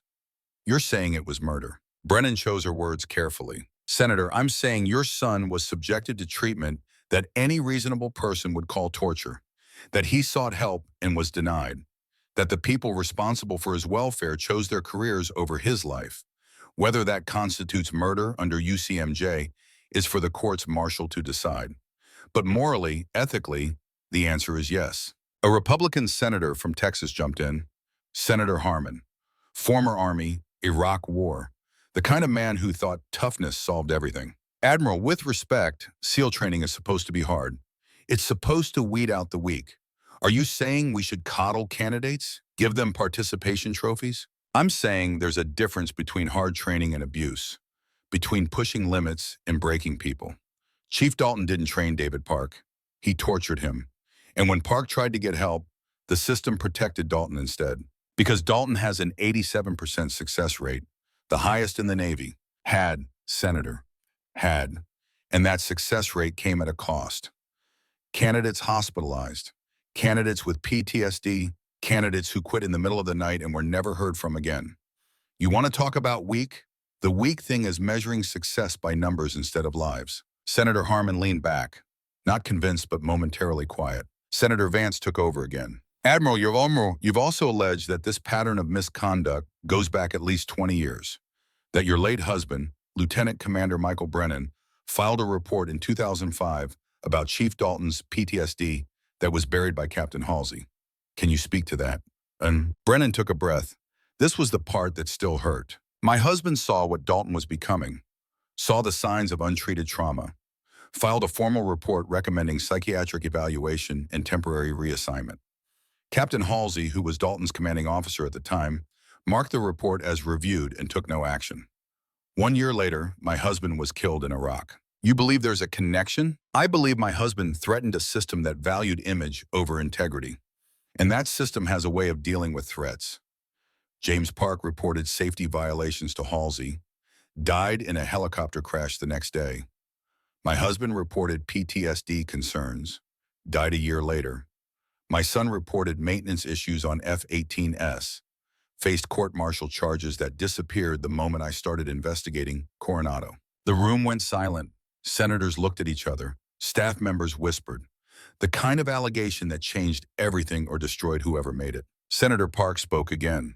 Her voice steady, but you could hear the weight underneath. Admiral, are you saying Captain Halsey is responsible for my husband's death? I'm saying the crash that killed your husband was ruled mechanical failure. But your husband had reported that same aircraft as unsafe the day before. And the officer who pressured him to fly it anyway was Raymond Halsey. I can't prove murder, but I can prove a pattern of silencing whistleblowers. And that pattern has a body count. The chairman gavelled for order. The room was getting loud. Senators arguing, staff trying to keep up, media in the gallery scribbling notes. Order. Admiral Brennan, these are explosive allegations. Do you have documentation to support them? She pulled out more papers, investigation reports into James Park's death, maintenance logs showing the helicopter had failed inspection, email chains between Halsey and the pilot suggesting pressure to fly anyway. Not proof, but enough smoke to suggest fire. I have these, Senator, and I have a question for this committee. How many more people have to die before we admit the system is broken? The hearing went on for 4 more hours. Testimony, questions, senators grandstanding. But the core truth was out. Exposed, irrevocable. The Navy could try to contain it, could claim it was isolated incidents. Bad apples, but the pattern was too clear. The documentation too thorough. The body count too high. When it finally ended, Senator Vance stood. Admiral Brennan, this committee will take your testimony under advisement. We will be conducting our own investigation in coordination with JAG and NCIS. Thank you for your service and your courage. She stood, gathered her files, walked out through a gauntlet of reporters shouting questions she didn't answer. Outside, the November air was cold. Washington in winter, gray sky threatening snow. She walked down the Capitol steps and found Linda Park waiting at the bottom. They looked at each other, 2 women who had lost everything to a system that should have protected them. Thank you, Linda said, for finishing this. I should have started it 20 years ago. You're starting it now. That's what matters. They shook hands, held on longer than protocol required. Then Linda walked away. Back to a Senate office. Back to a life of fighting battles that never ended. Brennan stood there, watching her go, thinking about David Park, about the journal, about a young man who documented his own destruction because he knew no one else would. Her phone rang. Commander Yates. Admiral, the courts-martial are set. Dalton and Marsh in 30 days, Halsey in 45. All three are being held pending trial. And I need to tell you something else. What? Captain Halsey tried to kill himself last night. Razor blade in his cell. Guards found him in time. He's in medical now, stable but under suicide watch. Brennan closed her eyes, felt something she didn't expect. Not satisfaction. Pity. Is he talking? Not yet. But his lawyer says he wants to make a deal. Testimony against higher-ups in exchange for reduced charges. Who higher up? That's the question. Yates paused. Admiral, how high do you think this goes? All the way. It always does. She hung up, started walking. No destination, just movement. Thinking about Halsey in a cell with a razor blade. Thinking about how many people had to break before the system admitted it was broken. Her phone rang again. Different number. She almost ignored it, but something made her answer. Brennan. Mom. Jack, her son, her anchor. Hey, sweetheart, you okay? Yeah, I'm good. Better than good, actually. I wanted to tell you they're giving me a commendation for reporting the maintenance issues. Turns out 3 other pilots had flagged the same problems and been ignored. My report finally made them listen. I'm proud of you. I learned from the best. Jack paused. Mom, when are you coming home? Soon. I just have to finish something first. The court's martial, and whatever comes after. What comes after? Brennan looked up at the Capitol building. Marble and power and the machinery of government that moved so slowly people died, waiting for it to work. Change. Real change. New protocols. New oversight. New leadership that actually cares if candidates live or die. You think that'll happen? I think if we don't try, we're no better than the people who created this mess. She heard Jack breathe out. Dad would be proud of you. I know I keep saying that, but it's true. I hope so. Because I burned a lot of bridges to get here. Good bridges, ones that needed burning. Maybe. They talked for a few more minutes. Small things. Jack's new assignment, his girlfriend, plans for Thanksgiving. Normal conversation that felt surreal after everything else. When she hung up, she felt lighter. Still tired, still angry, but lighter. She walked to Arlington, took an hour. But she needed the movement, needed to think. By the time she arrived, the sun was setting. Gold light across white headstones. Thousands of them, soldiers and sailors and Marines who died believing it mattered. She found Michael's grave. Simple stone. Name, rank, dates. Nothing about how he died or why or what he tried to prevent. She knelt down, pulled weeds that had grown since her last visit, traced his name with her finger. I did it, Michael. I finished what you started. Dalton's going to trial. Halsey, too. The whole system is being investigated. It's not perfect, but it's something. The stone didn't answer, but the wind through the trees sounded like approval. I miss you every day. But I'm glad you're not here to see what the Navy became, what we let it become. She sat there as darkness fell, thinking about all the decisions that led to this moment, all the people who chose silence over courage, all the ones who tried to speak and were crushed. Finally, she stood, kissed her fingers, pressed them to his name. Rest easy. I've got it from here. She walked away, past thousands of graves, past the eternal flame, past the tomb of the unknown soldier, where guards still marched, still honored, still believed. Her phone buzzed. Text from Marcus Reeves. Admiral, Jake made a decision.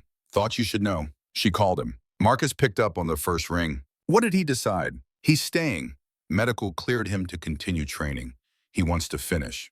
Brennan stopped walking. Does his father know? Not yet. Jake wants to tell him himself. When? Tomorrow. Dalton's being moved to the brig at Coronado for the courts martial. Jake requested visitation. Marcus, that's not a good idea. I told him that. He doesn't care. Says there are things he needs to say. Brennan thought about fathers and sons, about all the words that stayed locked inside until it was too late, about Jake Dalton trying to find closure with a man who had broken him. Okay, but I want to be there in case it goes wrong. I'll arrange it. She hung up, stood there in the parking lot of Arlington National Cemetery, surrounded by the dead, thinking about the living, about Jake going back to a father who had destroyed him, about Marcus carrying his father's legacy without being crushed by it, about herself trying to honor Michael without becoming what killed him. Ghosts everywhere, but maybe finally learning to carry them without drowning. The brig at Coronado was exactly what you'd expect. Concrete, bars, the smell of disinfectant trying to cover hopelessness. Vincent Dalton sat in a cell designed for one. Bunk bolted to the wall, toilet in the corner, window too small to escape through. The kind of room that made you face yourself whether you wanted to or not. He had been there for 3 weeks. No alcohol, no distractions, just time and silence, and the ghosts of Fallujah that he'd been running from for 21 years. When the guard told him he had a visitor, he expected his lawyer, or maybe Halsey's lawyer trying to get him to testify. He didn't expect his son. Jake Dalton walked into the visitation room, face mostly healed, eyes still a little purple, lips still split. He sat down across from his father with a glass partition between them, picked up the phone. Vincent picked up his side. They looked at each other, father and son, separated by glass and 25 years of trying to be something they weren't. Jake spoke first. "I'm not here to forgive you. I don't expect you to. I'm here to tell you I'm staying, continuing training, finishing what I started." Vincent's face didn't change, but something behind his eyes shifted. "Why?" "Because quitting would mean you were right, that I'm weak, that I can't handle it, and I'm not giving you that satisfaction." "Jake, I never thought you were weak. You just tortured me for 6 months to prove how strong I was?" Vincent looked down at his hands, shaking even now, even sober. "I was trying to save your life. By destroying it?" Vincent breathed out slowly. "When I look at you, I see myself at your age. Confident, capable, sure I could handle anything. And then Fallujah happened, and I learned that confidence gets people killed. That the only thing that keeps you alive is being harder than the mission, meaner than the enemy, willing to do things good men won't do. So you broke me to save me?" "I broke you because I didn't know any other way." Jake leaned forward. "Dad, I read the after-action report from Fallujah. I know what Chief Reeves did, how he threw you to safety, how he died holding the door." Vincent's jaw tightened. "Then you know I should have died there, with him, with all of them." "Is that what you think? That you're living on borrowed time?" "I know I am. Every day since Fallujah has been extra, unearned. And the only way I could justify it was to make sure no one else died the way they did. To train SEALs so hard they could survive anything. Even if it killed them?" "Even then." Jake set the phone down, stood up. Vincent thought he was leaving, but Jake didn't walk away. He just stood there, looking through the glass at a father who had broken him in the name of love. Then he picked the phone back up. "I forgive you." Vincent's eyes went wet. "You said you didn't come here to forgive me." "I didn't. But I'm doing it anyway. Not because you deserve it, because I deserve to let it go." "Jake, I destroyed you. You tried, but I'm still here, still standing, still breathing. And that's not because of your training, it's despite it." Vincent put his hand on the glass. Jake put his on the other side, not touching, but close. "I'm sorry for all of it, for David Park, for Marcus, for you. I'm sorry I let Fallujah turn me into the kind of man who destroys people to prove they're strong. What happens now?" Vincent wiped his eyes. "I go to trial, probably prison, dishonorable discharge, loss of pension, everything I built for 27 years gone." "Good." Vincent looked up, shocked. "Good?" Jake nodded. "Because maybe in prison, without the uniform and the rank and the reputation, you can finally figure out who you are when you're not running from ghosts." Vincent laughed. "Bitter. Broken. And who's that?" "I don't know. But I hope you find out. Because the man who tortured me isn't who Chief Reeves died for. And I'd like to meet the man who was." Jake hung up, stood, walked away. Vincent sat there with the phone still in his hand, watching his son leave, feeling something he hadn't felt in 21 years. Hope, small, fragile, probably doomed. But there, Catherine Brennan watched the whole thing from the observation room. She and Marcus stood behind one-way glass, seeing everything, hearing everything through speakers. When Jake walked out, Marcus turned to her. "Think Dalton can change?" "I think people can change if they want to badly enough. Question is whether he wants to or if he just wants to stop hurting." "What's the difference?" "Wanting to change means doing the work. Wanting to stop hurting means finding new ways to avoid it." "Which one is he?" Brennan watched Dalton through the glass, sitting alone in the visitation room, hands still on the glass where his sons had been. "I don't know, but we're about to find out." The courts-martial took 3 weeks. Dalton went first. The evidence was overwhelming. Testimony from Marcus, from Chen, from Rodriguez. Medical records, David Park's journal, video of the fight with Jake. His lawyer tried to argue PTSD, diminished capacity, a good man broken by war. The kind of defense that worked when the defendant was sympathetic. But Dalton wasn't sympathetic. He was a cautionary tale. The verdict came back guilty on all charges. Article 93, Article 128, Article 134. The panel deliberated for 40 minutes, came back with the sentence. Reduction to E1. Dishonorable discharge. Forfeiture of all pay and allowances. 10 years in military prison, with possibility of parole after 5 if he completed psychiatric treatment. Dalton stood at attention as the sentence was read. Face blank, eyes forward. The only sign of emotion was his hands, still shaking, always shaking. When it was done, when the guards came to take him away, he looked at the gallery, found Jake, nodded once. Jake nodded back, father and son, saying goodbye in the only language they both spoke. Dr. Alan Marsh's court-martial was shorter. He pled guilty, admitted everything, said he was following orders, said he was trying to help the program, said a lot of things that sounded like excuses. The panel gave him 3 years, dishonorable discharge, loss of medical license, the kind of sentence that meant his career was over, but his life would continue. He took it without comment, left without looking at anyone. A man who had chosen convenience over conscience and would spend the rest of his life knowing what that choice cost. Captain Raymond Halsey's trial was different. Bigger courtroom, more media, senators in attendance. The kind of spectacle that the Navy hated because it exposed how broken things were. Halsey had made a deal. Testimony against officers higher in the chain of command in exchange for reduced charges. No jail time, just forced retirement and loss of benefits. He took the stand and told everything. How the CNO's office had pressured him for higher graduation rates. How he'd been told funding was tied to performance.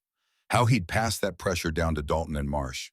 How he'd buried Michael Brennan's report because acknowledging it meant acknowledging failure. The CNO denied everything, called Halsey a liar trying to save himself, produced emails that showed support but not pressure. The kind of bureaucratic language that could mean anything or nothing depending on who was reading it. The panel couldn't prove conspiracy, couldn't prove the CNO knew about the abuse, so they found Halsey guilty of conduct unbecoming, dereliction of duty, false official statements, but not murder, not conspiracy, not the things that would have brought the whole system down. The sentence was forced retirement, loss of pension, the kind of punishment that meant he'd spend his remaining years in reduced circumstances but not in prison. Halsey left the courtroom a free man, broken but free. Catherine Brennan watched him go and felt something cold settle in her chest. They had won, but not completely. The people at the top, the ones who created the pressure that led to David Park's death, they walked away. That's how it always worked. The people at the bottom got crushed. The people at the top got plausible deniability. But it was something, more than there had been, more than Michael had achieved. Something. 6 months later, on a clear June morning, Catherine Brennan stood on a beach at Coronado and watched a new class of SEAL candidates run the obstacle course. But it was different now. New protocols, medical staff on site, psychiatric evaluations that couldn't be overridden, independent oversight from outside the SEAL command. The changes she and Michael had died for. Not perfect, but real. Lieutenant Commander David Chen walked up beside her. He'd been promoted, put in charge of candidate training, given the chance to build something better from the ruins of what Dalton had created. How are they doing? Chen smiled. Better. Completion rate is down to 74%, but hospitalization is down 60%. Psych flags are being addressed instead of buried, and we haven't lost a single candidate to suicide. That's what success looks like. Yeah, it is. They watched the candidates in silence.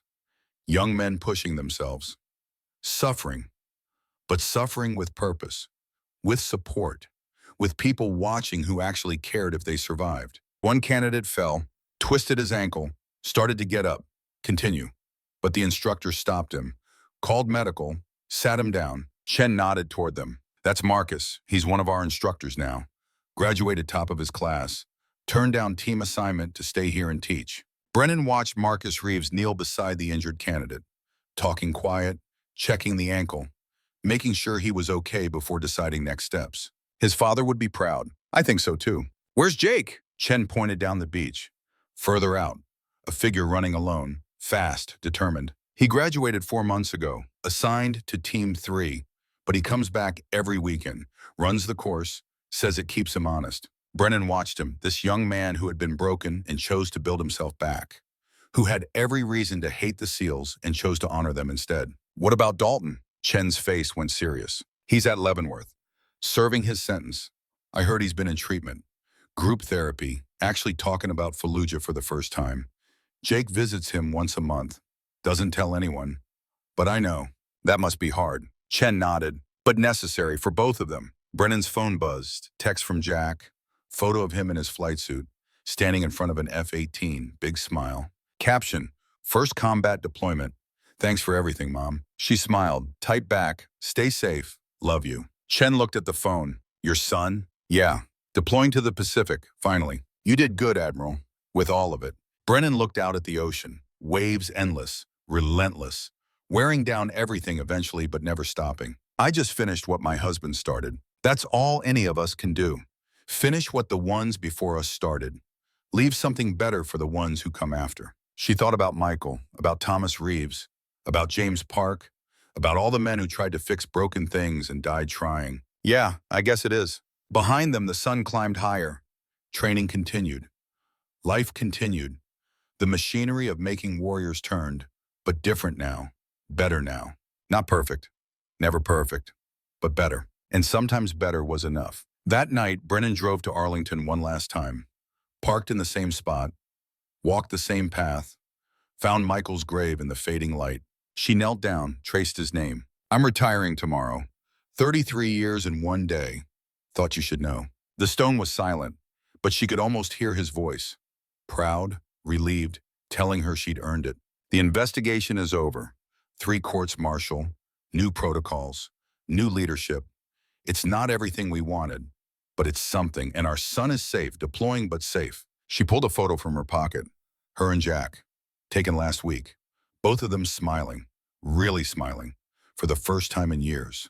I'm gonna keep this here, so you know we're okay, both of us. She set it against the headstone, weighted it with a rock so the wind wouldn't take it. I love you, Michael. I always will.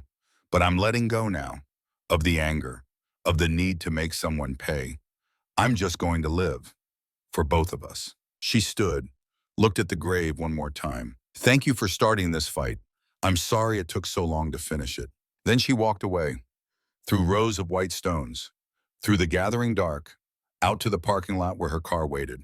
She drove out of Arlington as the first stars appeared, drove north toward Virginia Beach, toward a house she'd bought last month. Small, quiet, ocean view.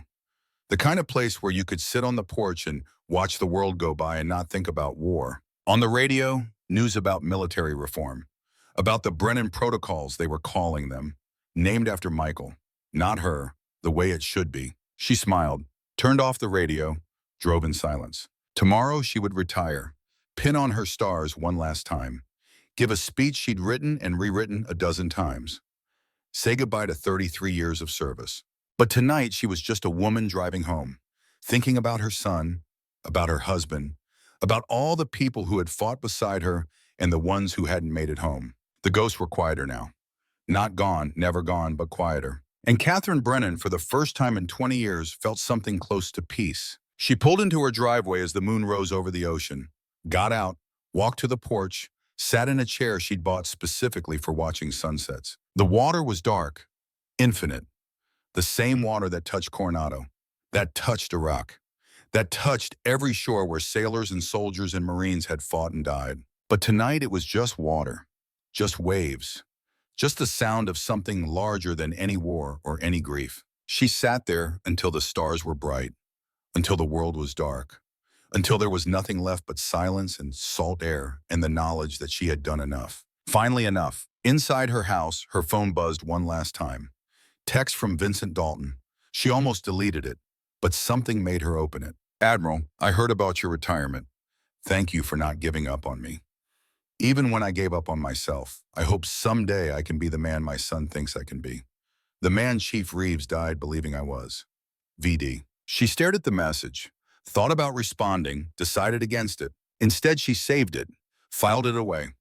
Evidence that even broken people could learn, could grow, could maybe someday heal. She set the phone down, looked out at the ocean. Somewhere in Kansas, Vincent Dalton sat in a cell and tried to remember who he was before Fallujah. Somewhere in the Pacific, Jack Brennan flew combat missions and thought about his father. Somewhere at Coronado, Marcus Reeves taught candidates that strength and cruelty weren't the same thing. And somewhere in Virginia Beach, Catherine Brennan sat on her porch and finally, after 20 years of fighting, let herself rest. The war was over. Not the big one. Not the one with enemies and bullets and bombs. The other one. The one inside. The one that killed more warriors than any battlefield. That war was over, and she had survived it.